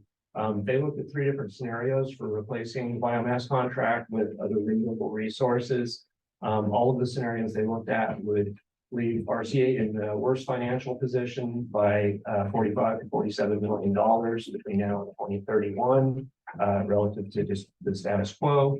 I'll just mention that I stated a somewhat higher number at the CAC meeting, and that was because there was a miscommunication in the first round of that analysis. Didn't take into account the inflation adjustment in the contract price we paid at HSC. So the results now are slightly lower than what we told the CAC. And the source of that financial harm comes from different sources, but the main factors are that we would be subject to penalties for temporarily being out of compliance with that long-term contract requirement that the state has, and also we would wind up paying more for resource adequacy because we're getting a pretty good deal on that in our contract with HSC. Here's the language that's in our power purchase agreement, basically just saying that it's an event of default, typically termination of the contract. If there's a continuing situation of non-compliance with laws. We checked in with general counsel on this, and the conclusion is that we don't see a pathway to early termination of the contract under current circumstances and what we've heard from the Air District regarding HSC's compliance status. So we're going to continue to monitor that. We can continue to stay in touch with the Air District on this. If that changes, we would certainly come back to the board to discuss this again. I'm happy to take any questions. Thank you, Richard. So do we have any preliminary questions? I know a lot of folks are here to speak on this item. So any just questions to clarify anything before we open it up for comment? Just more comments. I'd like to thank staff for, you answered a lot of the questions that I was going to ask in this. You've done your due diligence to do that. And I appreciate the effort with work by you and your staff, and the whole staff. So thank you. Great. What is the length of the contract? Is it 2/20/31? Yes. Can I get like a show of hands of who in the room is here to comment on this item, just so I can. Oh, okay, that's less than I thought. All right, so we'll stick with 3 minutes, and please make your way to the podium if you are here to make public comment on this item, or raise your hand on Zoom so you can get in line and be ready to go. Don't be afraid. Whoever gets to the podium first can go first. Let's go. All right, sure. Thank you. Thank you. Thank you. My name is Jeffrey Robinson. I'm a local plumber. I studied at HSU. I studied energy. And as part of the engineering program, I actually studied a little bit of forestry as well. I regard the idea that the biomass energy plant prevents forest fires as misleading. Because I'm aware that brushy fuels are a major factor in forest fires, and that commercial logging, which is what Humboldt Redwood Company does, is going to be encouraging more brushy fuels in general. They're trying to get big trees. They're trying to make boards. That's what timber companies do. And then another thing is with the carbon footprint. There was an idea that if the biomass plant were not to be operating, which isn't the case, that it would actually be a bigger carbon footprint to truck everything to Reading.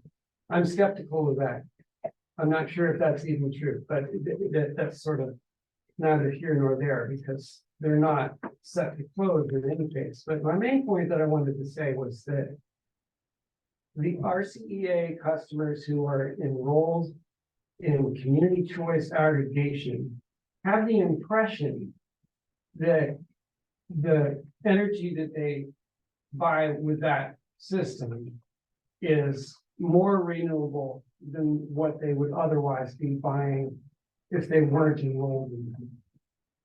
So the fact that the HSC program actually pollutes considerably more than the natural gas-fired plant, to me, it would seem to be like a greenwashing. Like you wouldn't think that buying a green energy package would actually result in you personally contributing more carbon into the atmosphere rather than less.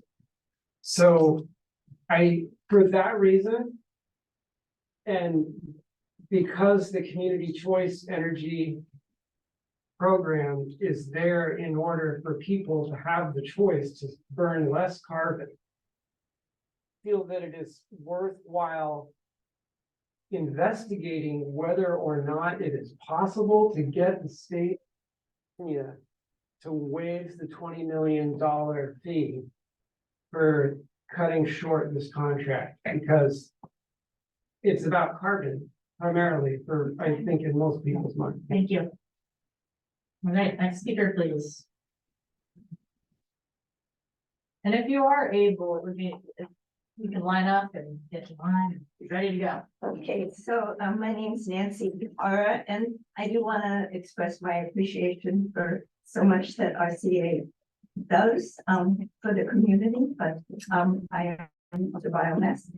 I do not consider it to be renewable in the time needed to revert our climate crisis. I realize this is not the position of the state or the federal government, or possibly RCA staff, but it is the position of climate scientists. The 300,000 metric tons of greenhouse gases produced annually by the Humboldt Redwood sawmill biomass plant will take 40 to 100 years to be taken out of the atmosphere and sequestered.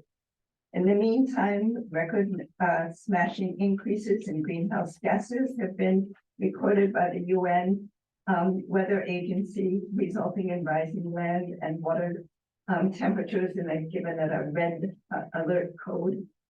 Locally, the impacts of our fast changing climate are nearby fires and sea level rise. And according to a climate scientist, Catherine Hayhoe, the sea level rises have already 10 inches, and the rate is accelerating 30% faster than satellite records first began over 30 years ago. And the communities here locally that initially will be impacted by sea level rise or king salmon fields landing, I think you all know this in Fairhaven. And so the IPCC special report states every bit of warming matters, every year matters, and every choice matters. So because of the impacts around the world and because of the impacts that will locally be felt, RCA should stop supporting the sawmill's biomass plant, and as soon as possible, can discontinue its contract.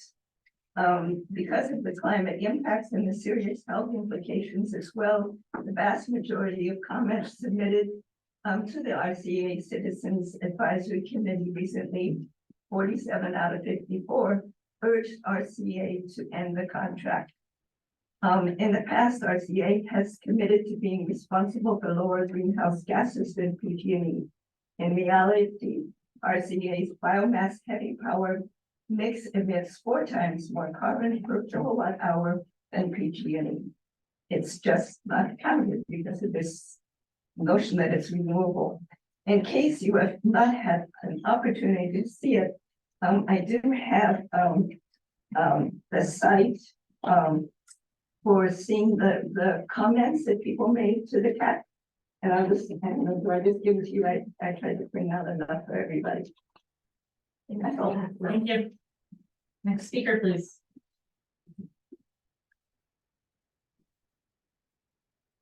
Hi, everyone. My name is Pat Cancel. I live in Eureka. I'm a nurse at St. Joe's and I work nights, and the reason why I'm telling you that, first of all, I'm just about ready to drop. I haven't slept, but the other reason is because St. Joe's is profit over patient. And it looks like RCA is also profit over the people of Humboldt County.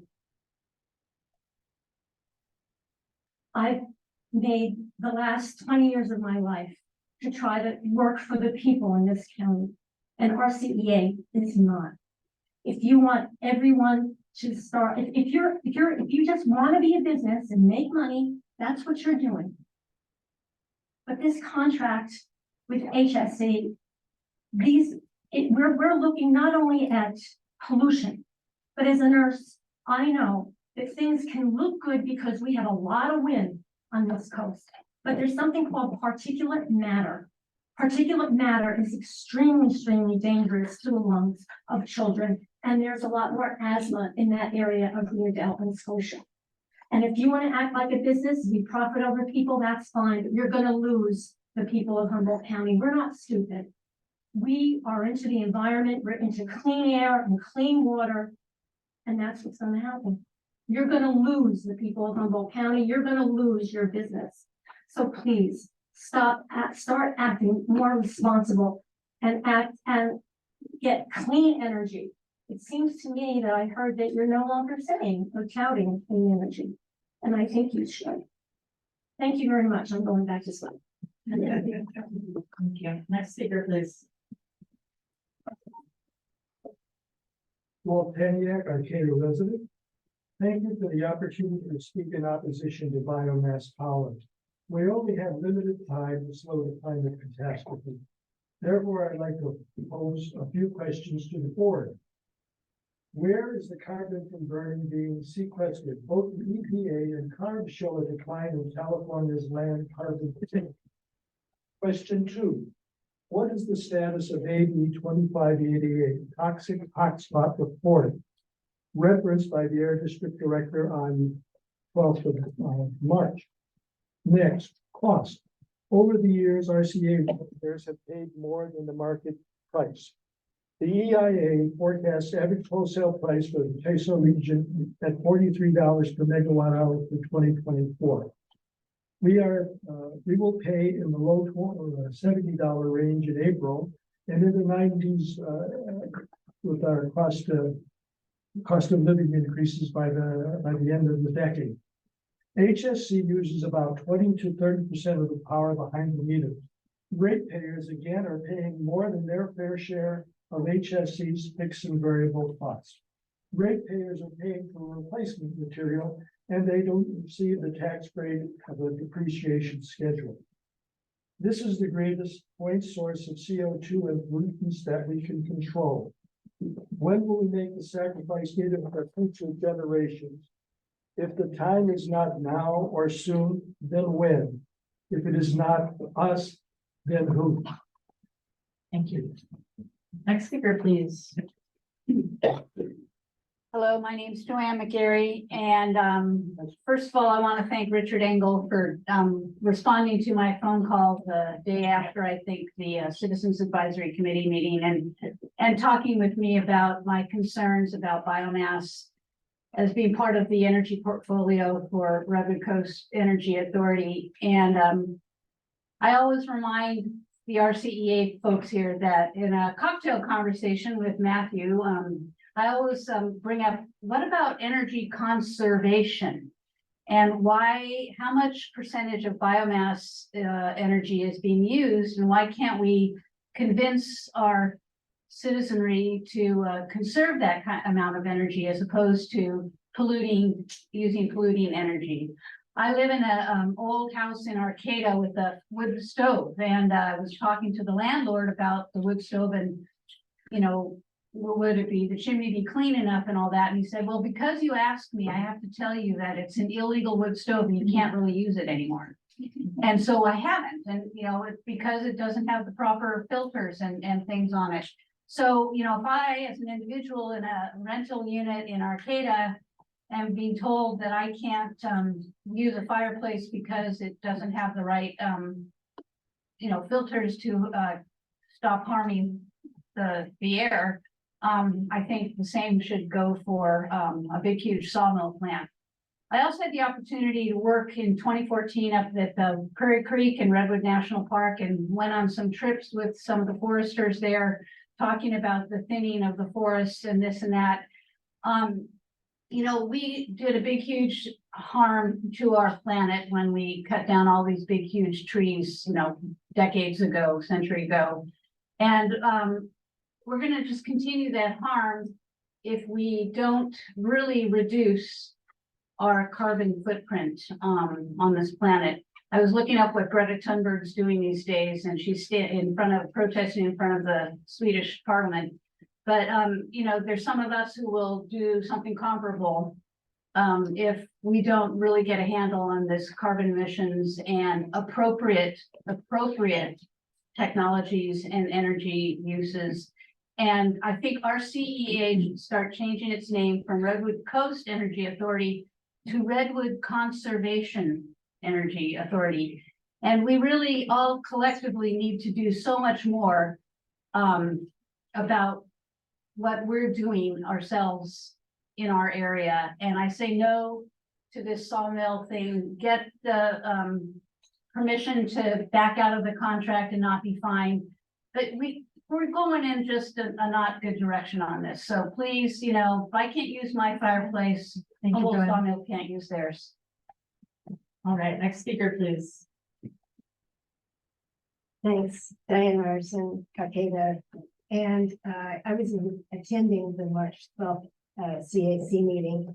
And I want to thank Matthew Marshall and all of the CAC members who sat through that very long meeting and gave your time and energy to listen to our comments.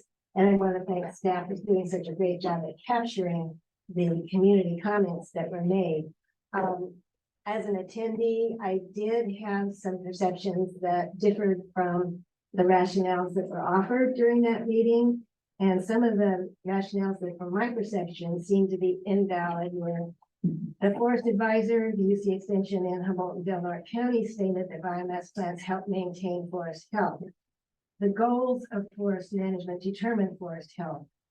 Compare management goal for long-term sustainability that maximizes carbon storage with the management goal to maximize short-term profit for private owners and investors. Ratepayer dollars to HSC provide welfare to billionaire private owners whose primary concern is probably not likely to be forest health. The advisor went on to present biomass plants as necessary to prevent forest wildfires, and we know that the wildfires start due to low humidity. So when the humidity drops below 15% for multiple days in a row, it doesn't matter what kind of ecosystem it is, it's more probable that it will catch fire. So I don't see a direct connection between biomass plants and preventing forest wildfires, except I see the opposite happening because the carbon dioxide emissions that we're putting out there are going to stick around for hundreds of years. And they are responsible for warming the climate. What does warming the climate do? It dries things out, dries the soil and lowers the humidity. So it's kind of just reverse from what the forest advisor was talking about. There were several CAC members who voiced the opinion that the community may have more leverage to move HSC towards cleaner operation with RCEA as a local buyer. RCEA has no legal control over HSC, which has the same constitutional rights as natural persons, and can use the 5th and 14th Amendments to overturn legal actions against it. If RCEA doesn't buy electricity from HSC, some other provider like PG&E would buy it. My question is, why would any other electricity provider, including PG&E, want to pay for HSC biomass electricity that's more expensive, less efficient, emits many more particulates and air toxics, has a record of air pollution violations, and has not met all of the permit renewal requirements that are legally supposed to be enforced by the Air Quality Management District? Thank you. Next speaker, please. Good afternoon. My name is Larry Goldberg. I'm a Trinidad resident and I've been very proud to serve for the past 6 years on the Citizens Advisory Committee. I'm speaking today as a private citizen. I just got turned off of the CAC, but I want to reflect on my vote at that meeting, which occurred earlier this month. I consider myself an environmentalist, and I feel I have been for my entire life, but for this particular issue, I have to disagree with many of my environmentalist friends who are here in this room for some very specific reasons. I have some observations about this issue. Baseload power is critical to RCEA's power reliability mix. Solar is wonderful. I work in the solar industry, but solar doesn't work at night. And we don't have enough battery power to power us through the night. Nuclear power was a baseload generator for Humboldt for a dozen years until 1976. And then it was replaced with fracked natural gas from Humboldt Bay Power Plant. We recently lost the TerraGen wind project, which could have been a baseload generator as well, but it got voted down. And I believe wind is a baseload producer, and it'd be a very good idea. We need baseload power for the next dozen years until offshore wind comes online sometime in the mid-30s. The biomass plant fills a unique niche, providing local baseload power, which without it, if we lost power from the outside, the only power generation resource available is fracked natural gas from PG&E. Biomass is a longstanding resource in our area and important to our economy. Industrial logging continues, and there creates waste in the process, which needs to be dealt with efficiently. The timber industry is not going away anytime soon, and we have to be realistic about what's going to happen with their waste. There's an opt-in option for RCEA customers to opt out of biomass energy with the Renewable Power Plus program, and fewer than 1% of RCEA's customers opt into this program. I suggest that everyone who opposes biomass opt in for the Renewable Power Plus program, which does not include biomass energy. I want to point out that even if RCEA cancels their contract with HSC, they would continue operating, selling their power instead to PG&E. So opting out does not get rid of the power plant and the particulates and everything else. With significant investments in newer technology, HSC stands to upgrade its facilities to be more efficient and cleaner, and RCEA is in the best position to monitor the plant's performance and I have on good authority that new technology is coming, which might eliminate some of the issues with the biomass. Thank you. Next speaker, please.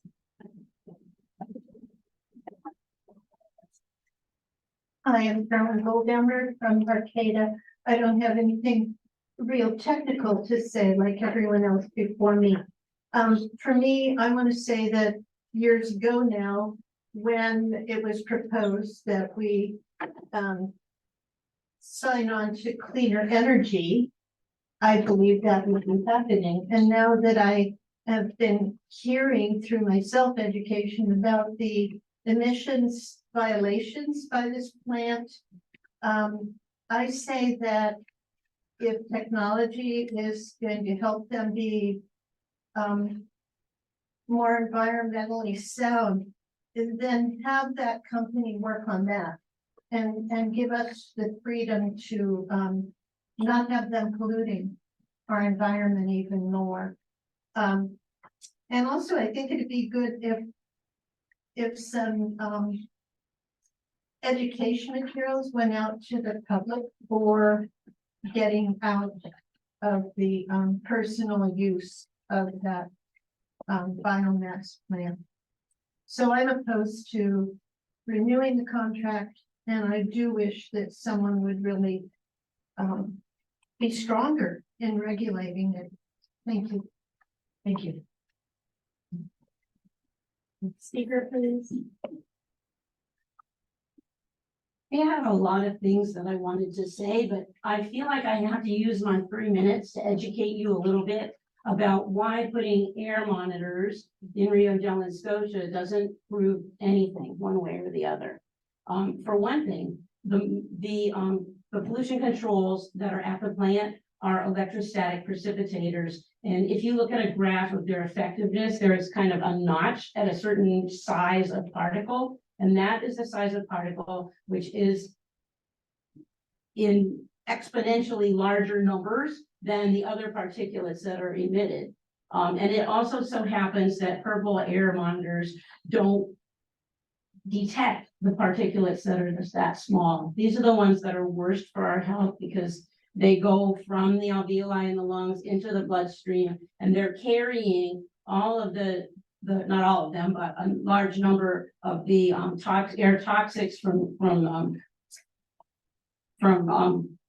combustion, incomplete combustion, with them that are, you know, endocrine disruptors, and they cause cancer and inflammation and all kinds of things.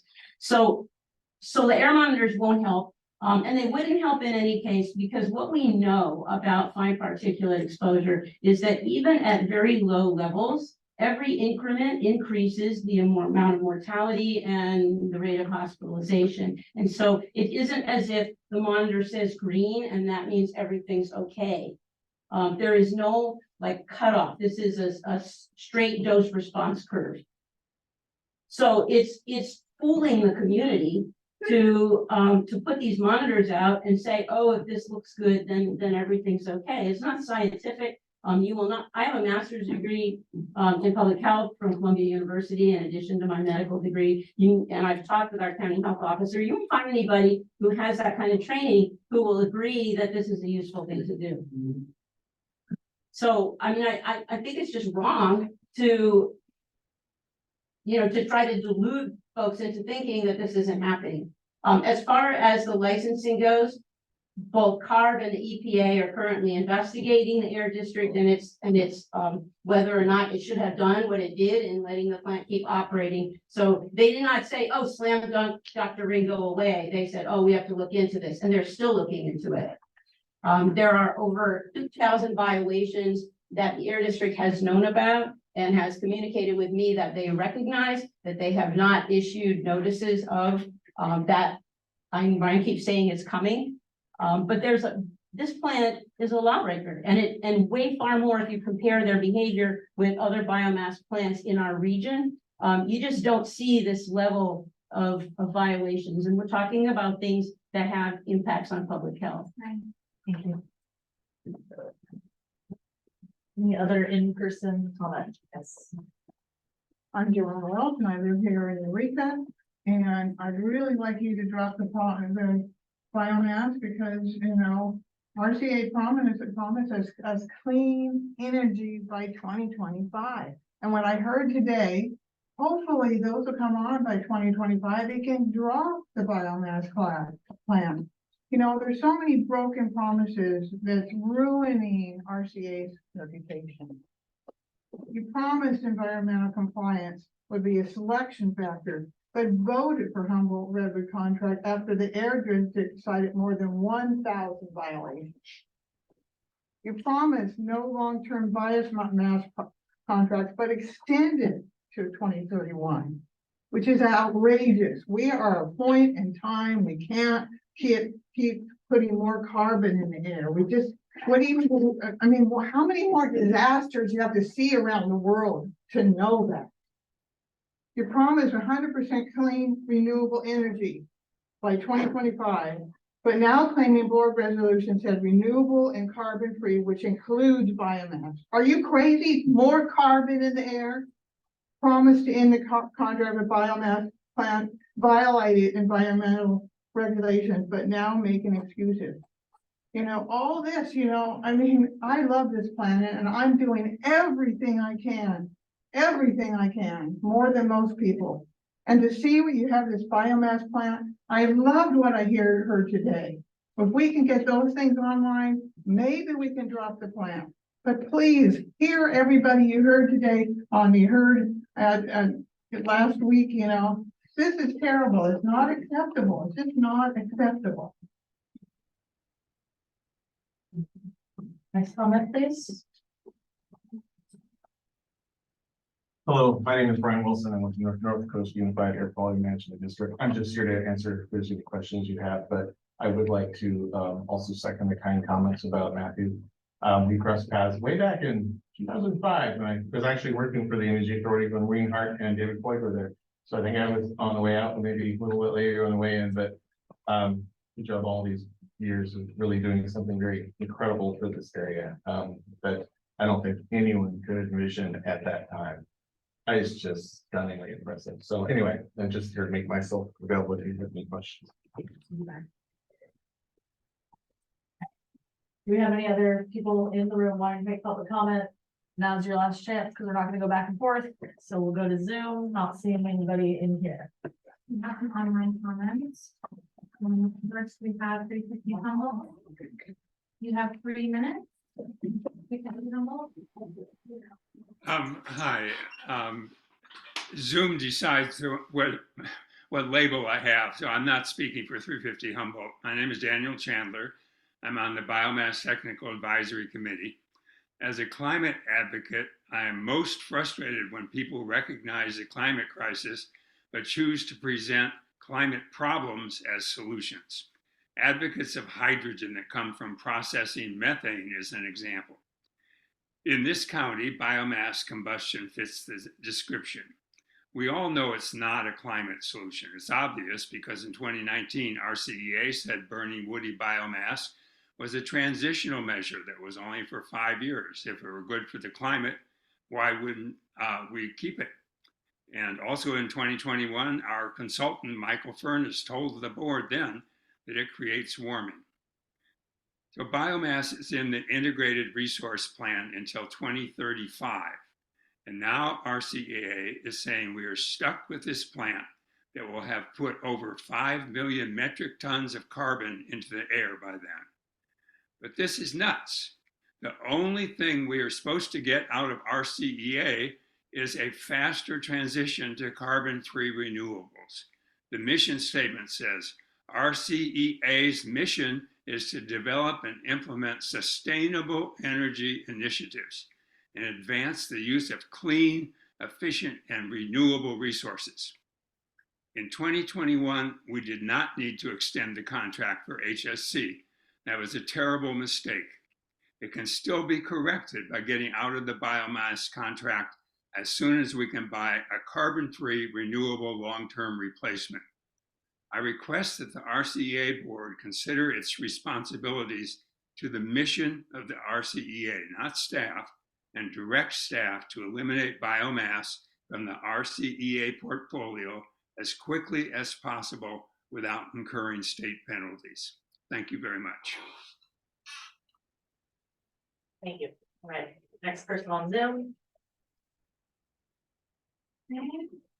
Next, we have Chip Sharp. You have 3 minutes. Yes, thank you. I was so enthusiastic when I first heard of community aggregate sources of electricity. I remember telling everyone that I spoke with about it, how it was a great move. We were being promised clean and renewable sources of electricity. And that's what I counted on. And by seeing the commitment to continuing biomass, I feel betrayed. I now find it difficult to reassure people who are talking about ending their relationship with RCEA. And previously, I would tell them, oh no, you're much better off with RCEA. Clean and renewable, the key word there is clean. It makes it's of less importance that it's renewable than it is that it's clean, that it's not pumping more greenhouse gases out, that it's not inflicting more particulate matter in the air of our communities. I want to see RCEA become a real community organization.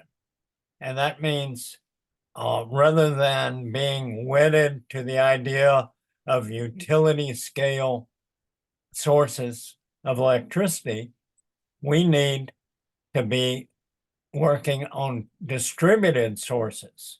We don't need huge solar farms. We need solar panels on every surface, whether it's newly built shelters over parking areas, but all the empty rooftops in our community should be covered with solar panels. And it's going to take, for that to be effective, it's going to take battery backup. So this is what RCEA should be focusing on, is putting battery backup and photovoltaic panels into the possession of every business, farm, and residence. And that's where I want to see the emphasis. Thank you. Thank you. We have one more Zoom comment and then we'll close public comment. We have Martha Walden next. Yes. Yes, can you hear me? Yeah. Go ahead, yes. Okay, great. I'm a member of 350 Humboldt, which is part of the Humboldt Coalition for Clean Energy.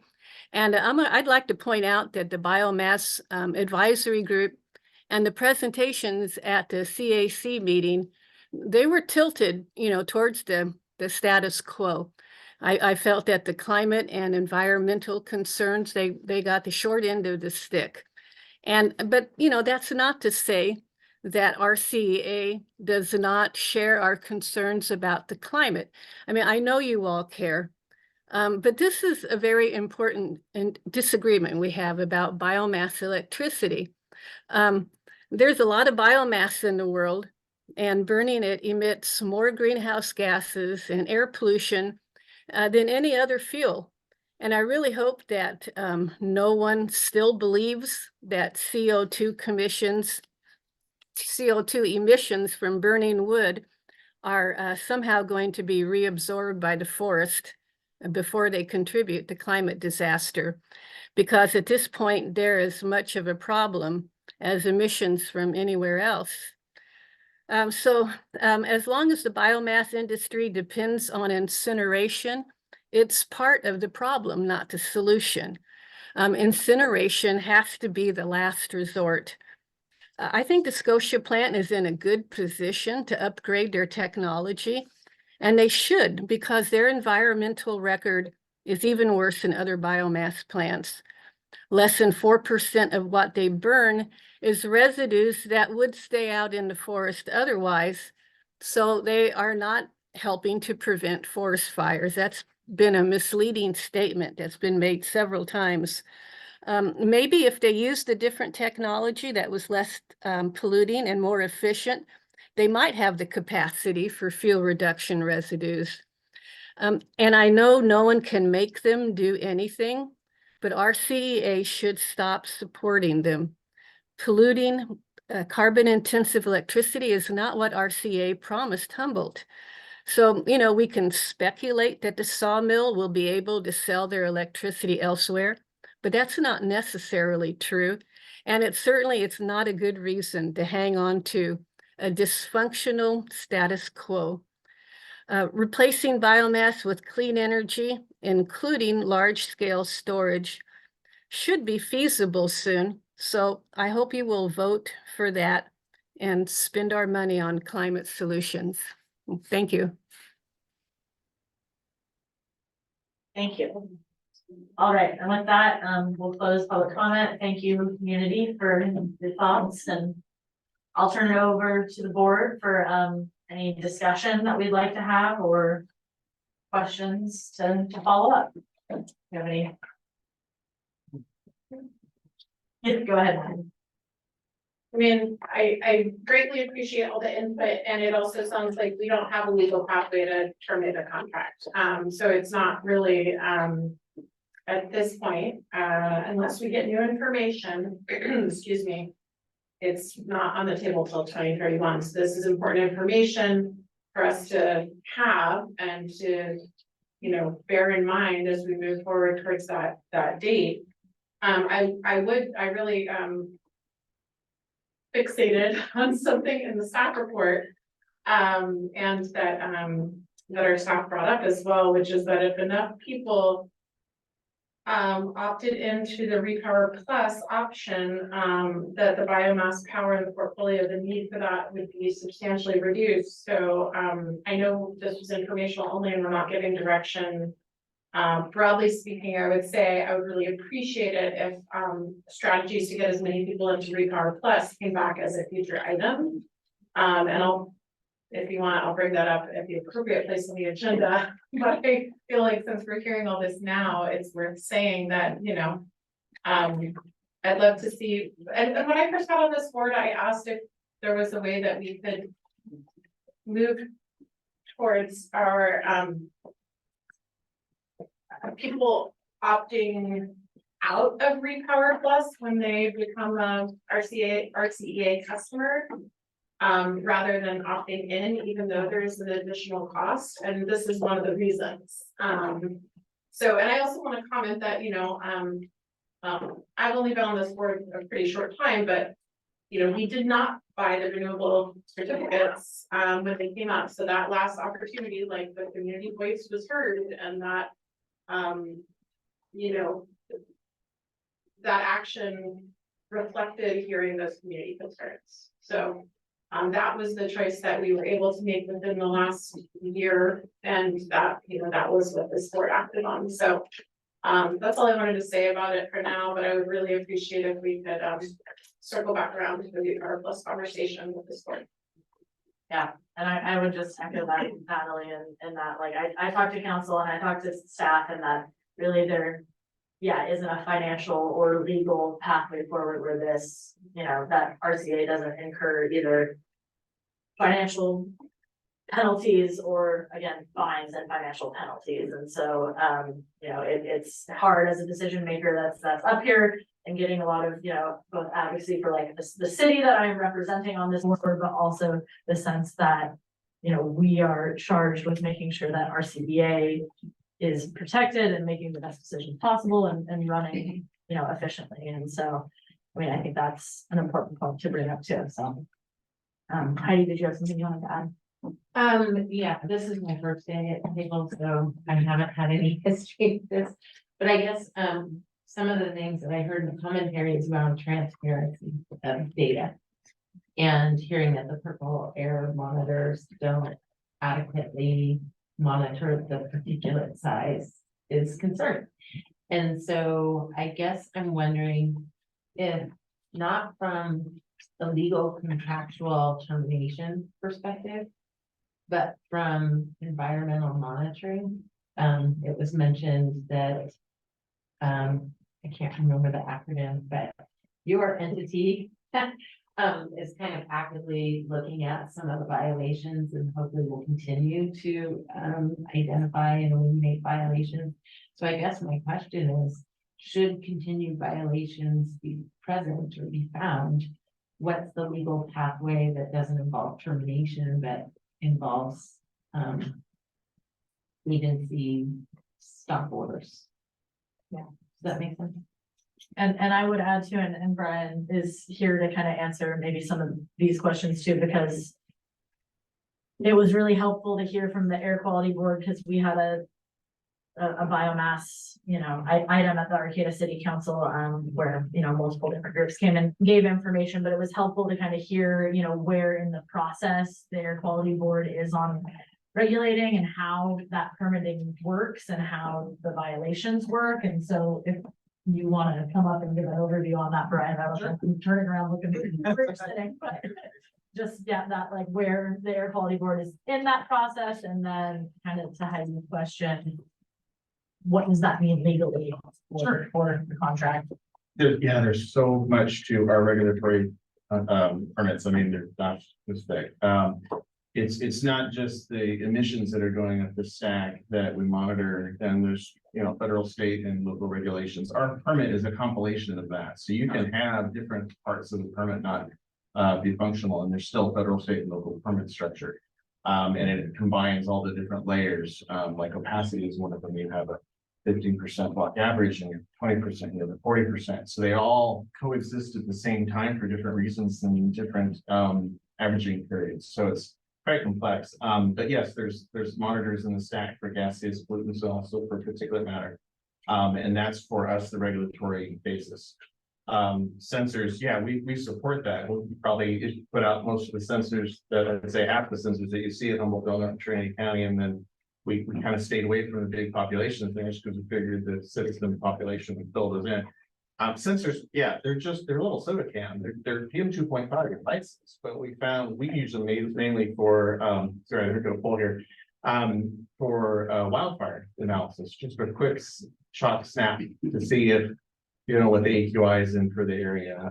That's about it because you know we don't have monitors of regulatory capacity everywhere. So, but are they helpful? Sure, they kind of give you an indication what's going on. Usually, what they tell you is in the winter during with stoves and inversions, there's problems.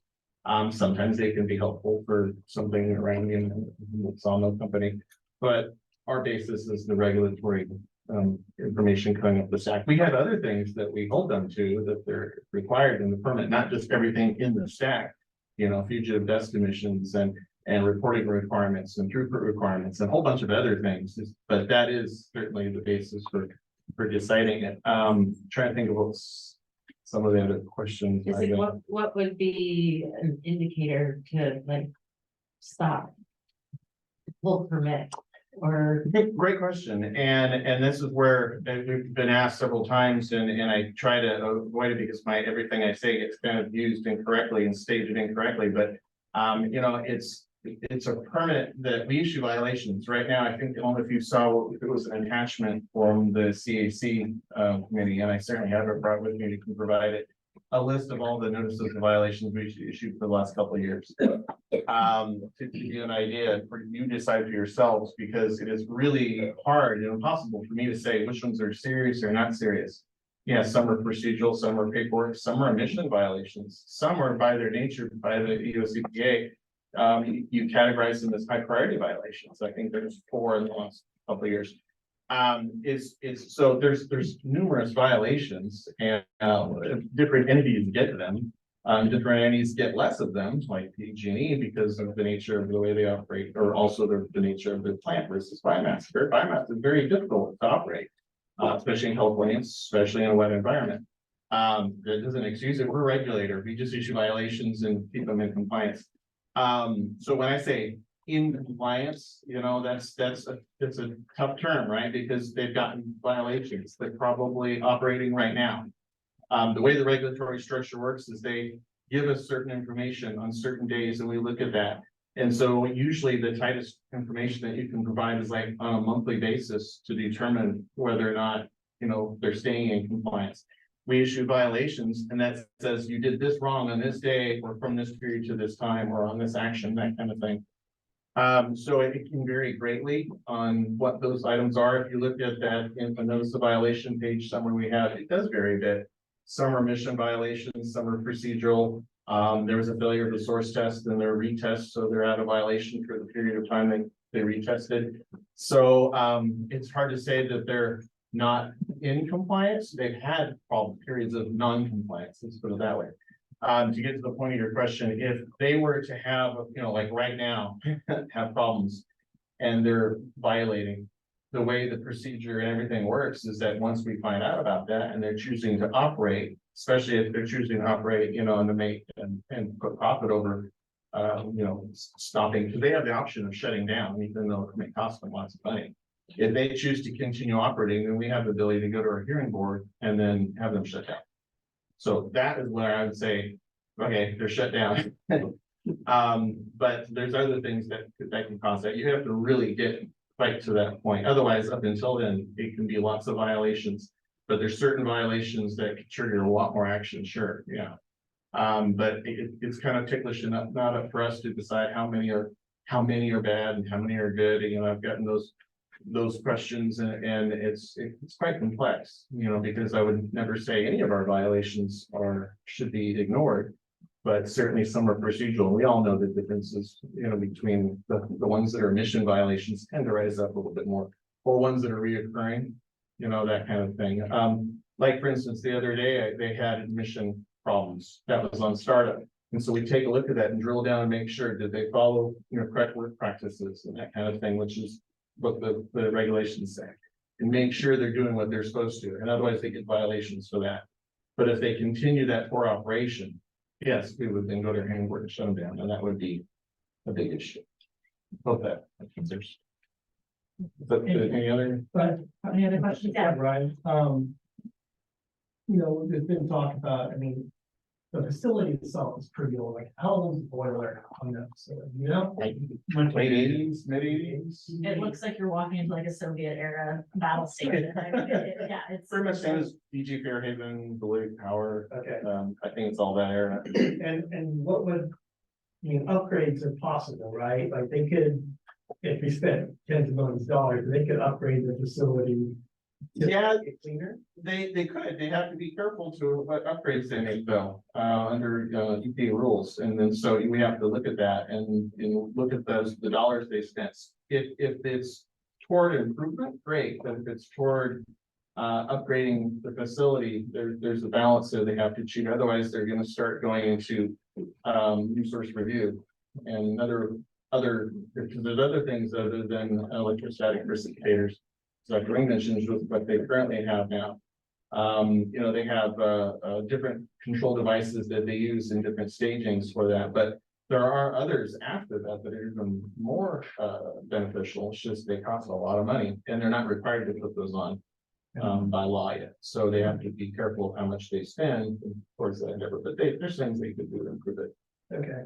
And I don't think you answered this last question. There's been a lot of talk about feedstock and then how, the plant is supposedly helping with wildfire. What is the current feedstock? Is it mainly sawdust waste from the mill, or are they bringing in stuff from the forest that was? I'm not exactly certain on that. The answer to the question, my understanding is it's their own material. Whether it's from their clear cutting or whether it's from material from the sawmill. I know it's changed over time, but what I know is that it's not like DG Fairhaven and Blue Lake Power were a little bit more different animals. Whatever was brought to them, either by the community or by timber harvest companies or whatever it might be. And the sawmill's a little bit different in the fact that they're self-serving, the fact that they're timber harvesters. They cut the material there and most of it is mill waste. But I don't think anything precludes them from bringing things from the forest floor. The only thing I've observed, and we look at this all the time during wildfires, is that every single day we're looking at all the air monitors out there and making the air smoke advisories that you see that we put out. And one of the things we look at all the time with satellite information is when you see the timber harvest companies, and probably CAL FIRE would have been the best to answer this, is when you see the timber harvest companies land, it's usually a patchwork. It's usually like a checkboard of harvested, not harvested, that kind of thing. And so when wildfire moves through, we kind of can see that, well, that'll either not produce as much smoke or it'll greatly move through it. And usually timber harvest companies like Humboldt Sawmill, Sierra Pacific, Green Diamond, what their land will do compared to say U.S. Forest Service, which doesn't do anything. So it's quite a different animal. That's the only thing I would probably say. So just to follow up to that last question, so the RCEA has an MOU in addition to the power purchase contract with Humboldt Sawmill Company to kind of do an annual review about the operations and what they're working on. And so I think it's last spring was the last assessment. That report, which is in a board packet from May or June, that time frame, talks about where the material is coming from, how much power they use on site versus exporting to the grid. And so that information, the answer is it's mostly buildings, but the specific percentages are in that report as far as sources. Yeah, our inspectors do look at that, and what I was going to say earlier, I kind of sidetracked myself, was what it's not what other plants and I mentioned this before, is you have to compare apples to apples. Other plants in like the Highway 5 corridor and in mid-California, they can burn percentages. I don't know to what degree they do it, but in the permits of railroad ties and construction material and that kind of thing. It doesn't mean that the emissions here from a biomass plant in a predominantly wet area, especially if it's not run well, won't be more than, a plant that is in a drier area that's, even though they're burning construction debris, but the toxic emissions would be different. It's all kind of relative, but it is not something when you compare the plants that might be necessarily, present itself that way. Forestry group versus construction group. Yeah, go ahead, Aaron. I was just gonna say, I went on a tour with the Redwood Company, pretty recently and asked that exact question. And then we also went to the sawmill, but my tour was with in the field with HRC, and, at the time it was a little under 10% of, like forest residuals, that wasn't mill waste, that was just kind of slash that was coming in and, getting burned. And so, I asked point blank the question of like, is this, fuels reduction for the sake of fuels reduction? And the answer was like, almost definitely not that, unless they're already on scene and taking a tree that seems like it could be a hazard but isn't loggable or something like that. There were certain exceptions, but it seemed like, I think there's a public perception that I heard that this was like, oh, like going out and doing forest thinning, and HRC was like, no, that's definitely not what's happening. We're not trying to portray it that way. So if it gets portrayed that way in any conversations, that, I think it's important for us to know that that's really accurate. It's not like forest health projects or something. Except for, the argument that logging practices may be improving stands, that's not my area of specialty, and I'm not arguing that, but that was part of their perspective. So you talked about violations and, the monitoring process and shutting down the mill. Or perhaps they'll shut themselves down. So what's the real time factor in this monitoring? I mean, if you see a violation at midnight on a Tuesday, are you monitoring in real time? Is there a time lag of days? We don't. Hours? I think it's kind of surprising to the public, and it's not anything that the district should be doing or shouldn't be doing. There's a regulatory construct that's set up by the USDA and all the different regulations that are subject to the SHEP, the NSACS, all these different tiered regulations that comprise that big permit they have. Typically, if there's an issue, they have monitoring data. Now, we have access to the data as a result of the settlement agreement, but it's if I looked at it now, I would see yesterday, I wouldn't see the last 2 hours, the last 2 minutes. Okay.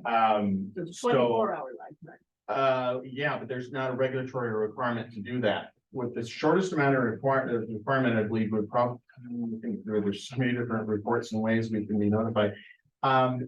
If they have a problem and they have an upset or breakdown or startup or shutdown, they notify us.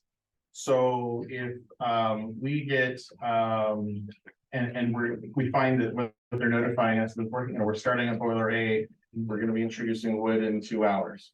Okay, if we have staff, we might send someone out out of curiosity to kind of see it. We got one staff member right now for 3 counties, but there's no regulatory requirement to do that.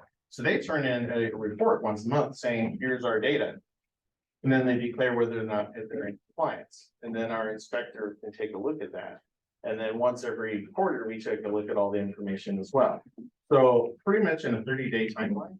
And that's the regulatory construct, which is why it's important to kind of look at the data as soon as you can in a quarterly determination. Now, the US EPA, they require a full compliance evaluation for every 2 years.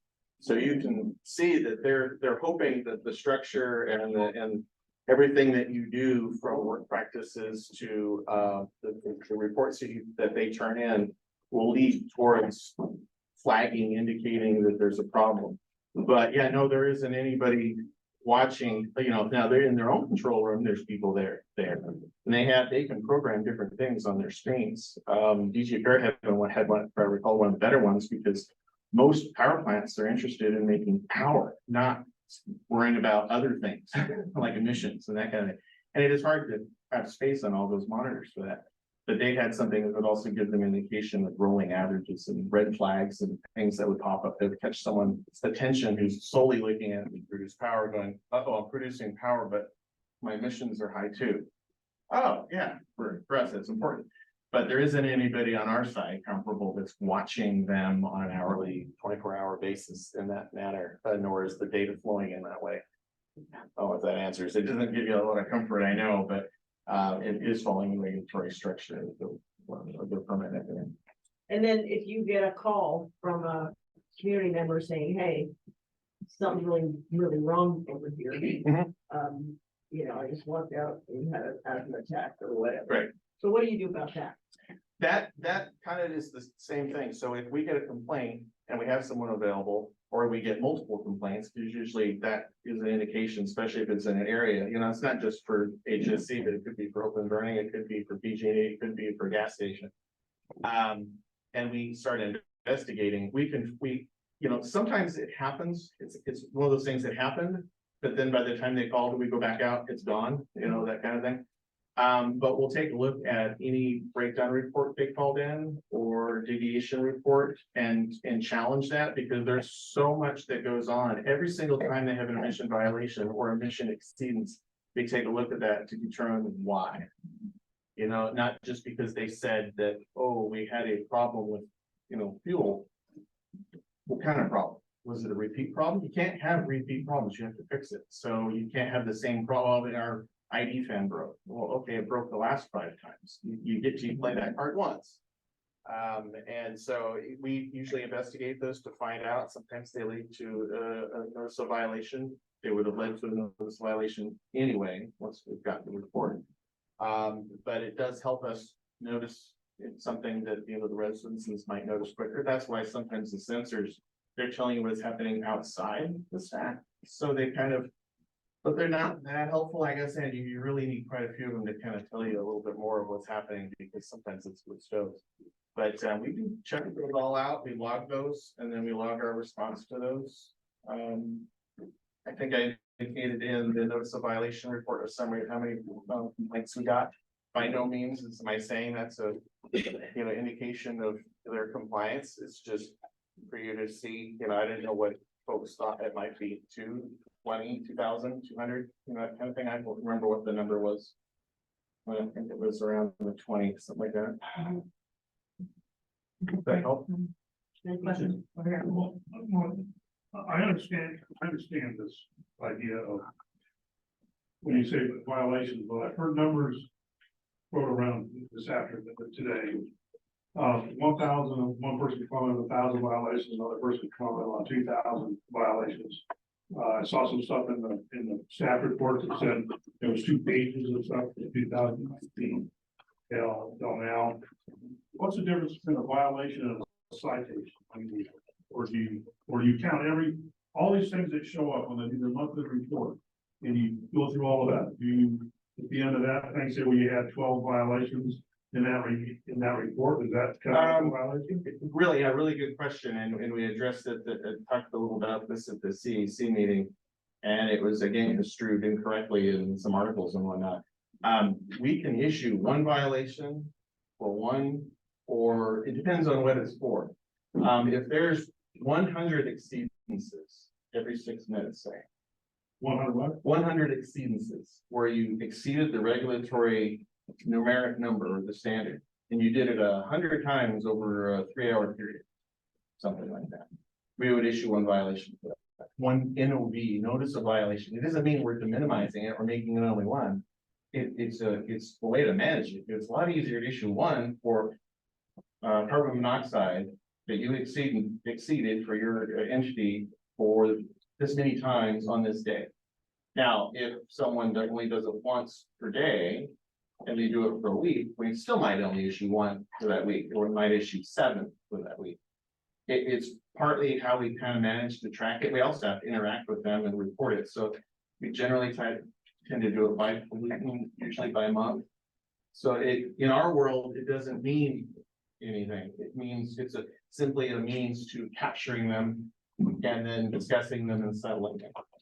But if you want to know how many discrete individual exceedances on the smallest increment that we're talking about, if you look at, I think it was in the report from the CAC, I'm looking at the summary that I provided the CAC meeting for the compliance issues, notice of violations. And I'm doing a quick scan here, so not entirely perfect, but it went back to 2020. And in 2020, they had one NOV for fly ash silo, one NOV for fugitive dust. That's a singular occurrence. In 2020, they also had an exceedance of a 24-hour emission violation on the average. So it was a 24-hour average. So it was a singular occurrence. And then in 2021, it was issued for 3 exceedances. One violation was issued for 3 exceedances of the 24-hour standard. So that's the smallest increment on that. It's 3, the 1 violation. Back in 2017, 2016, I think that was the time frame. There was a lot of violations from HSC on emission violations.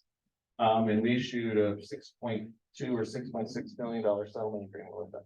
And most of the dollars went to repairs that they needed to do. But since that time, they had been a good run. And then I pretty much picked this date because that's when things started kicking back up again, emission violations. But kind of continuing on, there are other emissions violations and other emission or violations that we have not issued yet because we're not done with our full compliance evaluation. We've issued violations along the way that we discovered that that are part of that. So by no means are we saying this is it. We're just saying this is what we've done to date. But it's not in the 1,000 or 2,000. I think that's because the way someone's calculating and looking at it. Perfect example would be source tests. So it's an actual step in the stack source test where the source test company, third-party company goes up and actually does some analysis of the air that's coming out and then gives you determination. And then there's certain things that are held to as a standard. Now, if it comes back and you find out as a source, and we find out at the same time they find out that they failed that, well, then it's their option to continue to run or not run. So if they continue to run for say a day or a week, that violation each and every day, which is $40,000 in health and safety good breach each and every day. So it can rack up rather quickly until they retest. And so if they retest and come back in compliance, they're back in compliance. But if they like not to come back into compliance or like not to retest or something else goes wrong, we'll take other corrective measures. But in that instance, there would be, say they did it for a week, there would be 7 discrete individual violations each day of operating without not passing the source test. So it's fruit and vegetables. There's certain discrete things of 24-hour average. Then there's a source test that would be a unique thing. If an inspector goes out and sees fugitive dust, that's a 1 unique thing, 1 count. But I think saying 1,000 to 2,000 violations is pretty high based upon what we have so far. But we don't have the final results of full compliance evaluation yet. I don't know. But I think it's a little misleading to say that though. Well, I like your example when you say it's fruits and vegetables. There's this biomass operation in a power plant, particularly a biomass power plant, is not as simple. No, it's not simple. And anyone that for any moment thinks that it is, doesn't know what they're talking. And so when things go over in your house, if you have a wood stove and the temperature and your goal is 75 degrees and it goes up to 76. If something continues to go on and you're monitoring that on a screen, particularly what you're doing. In Scotiasville, the general place of the operator, his goal is to produce power. He's not looking at the air quality computers, which are a separate proprietary system. And so he may not be looking at that. If something comes out and you're seeing stacks and there's weird colored brown, black stuff that's spewing out of that thing, and they don't do anything to adjust it, they're gonna adjust that. And they're gonna take care of it. If they're not, then that should be something that should be cited. And that's why I was asking the difference between really a citation and a violation. You get pulled over by a cop because you don't have your 2024 or 25 sticker on your car. I got one at home, I gotta put it on. Well, does he give you a ticket for that? Or does he give you a warning and say, go fix it? Right. A week later, the same cop pulls you over and says, you didn't put it on your car, maybe now you get a nice sticker. And so if the operation of running a power, again, particularly a biomass is not like a gas. And it's someone commented on here about the kind of fuel that you need. This is the fuel that comes out of a log, and that is their primary fuel, is the sawdust and the chips and the bark that comes off of it. It's not very dry. If you go over to Wheelbreaker and Anderson, and you buy the fuel that they have, when it comes into their place, because they're in a cold environment, and their moisture content is way down and it burns it. You have to burn fuel. You have to expend a certain amount of energy to remove the moisture in the fuel before you can ever turn it into steam to make power. And so a lot of the stuff that's being talked about here, it's a very complex thing, how this stuff is done. And if they're not paying attention in answering their concerns, that's what I believe your agency is watching this, that they, you're not doing anything to make this better. A lot of different parameters. The only thing I would offer just real quick is, and I have it in here, and it's part of the USCPA construct again of, it's hard for me to say what is serious or not. Again, tying into that and the question you asked, is that EPA has high priority violated status for certain violations. Now, they're not concerned so much about the procedural. They're looking at, do you fill your source test that has a direct connection to what you're therefore emitting, or did you have an emission violation? And especially, it's not just an emission violation, you have it, I think it was for more than 7 days. And so you have these certain criteria of, did any of these rise up to this level? If so, we need to have those flagged to us as USCPA, because then we want to make the public aware on our website, and also we want to track you to see how you're doing with them on getting it resolved. So that's what we offered and suggested to the energy authorities. The best we can say when you say serious is, well, here's, you can decide, here's how many they've had, and here's how many of those are high priority violator status. And I'm not saying they won't have some more once we're done with full compliance evaluation, looking at some of the other issues. But that's about the best as a regulator we can do to say what is good or bad, because everything we wouldn't issue it wasn't serious. We would proceed on. Natalie, follow up, and then just a reminder, folks, we are past 6 o'clock now, so let's think of those last minute burning questions you might have for Brian, and then this is our last item. Okay, in the staff report, there's an item about key takeaway from the Biomass Technical Advisory Group, being that the air district was working to complete testing of the plant's emissions. This is from the staff report. That depending on findings could lead to an assessment of health impacts from the plant's operation. Is that the compliance review you're talking about? No, it's a separate, something separate, even that's a little not quite worded right. So we're not doing the actual analysis of the stack. Years ago, we used to do source tests and actually climb up and stick the probe in and all that. We don't do that anymore. Third parties do it. What they're referring to is an analysis that's being done as part of the 25 day toxic hotspots program. Okay. That analysis, and that's being done as part of their Title V renewal, their major source renewal, requiring that they do that analysis. So first they have to do an emission inventory plan. This is what we're going to do, and then we hold on to the plan. So then they have to get some information, and then they just finished doing specific tests for certain pollutants. I think it was last week or the week before, just to find out the amount in their stack compared to, say, the nation. But that's unique in that stack. And then from that, then they'll provide the information to us. And then their prioritization is done on that. And then depending on how that analysis comes out, they may have to most likely do a health risk assessment. And so there's all these steps that have to be done, but it's part of their Title V renewal. There's no notices of violation that get issued on that. That is just an informational type of thing for public awareness. And it's a different item, different feature. Would you mind sharing that with us when we when it's readily available? Thank you. All right, folks, there's not any final burning questions. Okay, thank you, Brian, for being here. We really appreciate it. And we will close that item, and thank you for the information, and we will keep monitoring this as we go along through this process and work with the air quality board. All right, that takes us to our executive director's report. Yeah, You got and anything for us? this will be quick. You all can take a guess at what topic I won't miss. I'm not working here anymore. Maybe I'll come back as a private citizen. I'll, as a resident of West Haven and a father of two, I'll give you my opinion. I'll just get a hammer.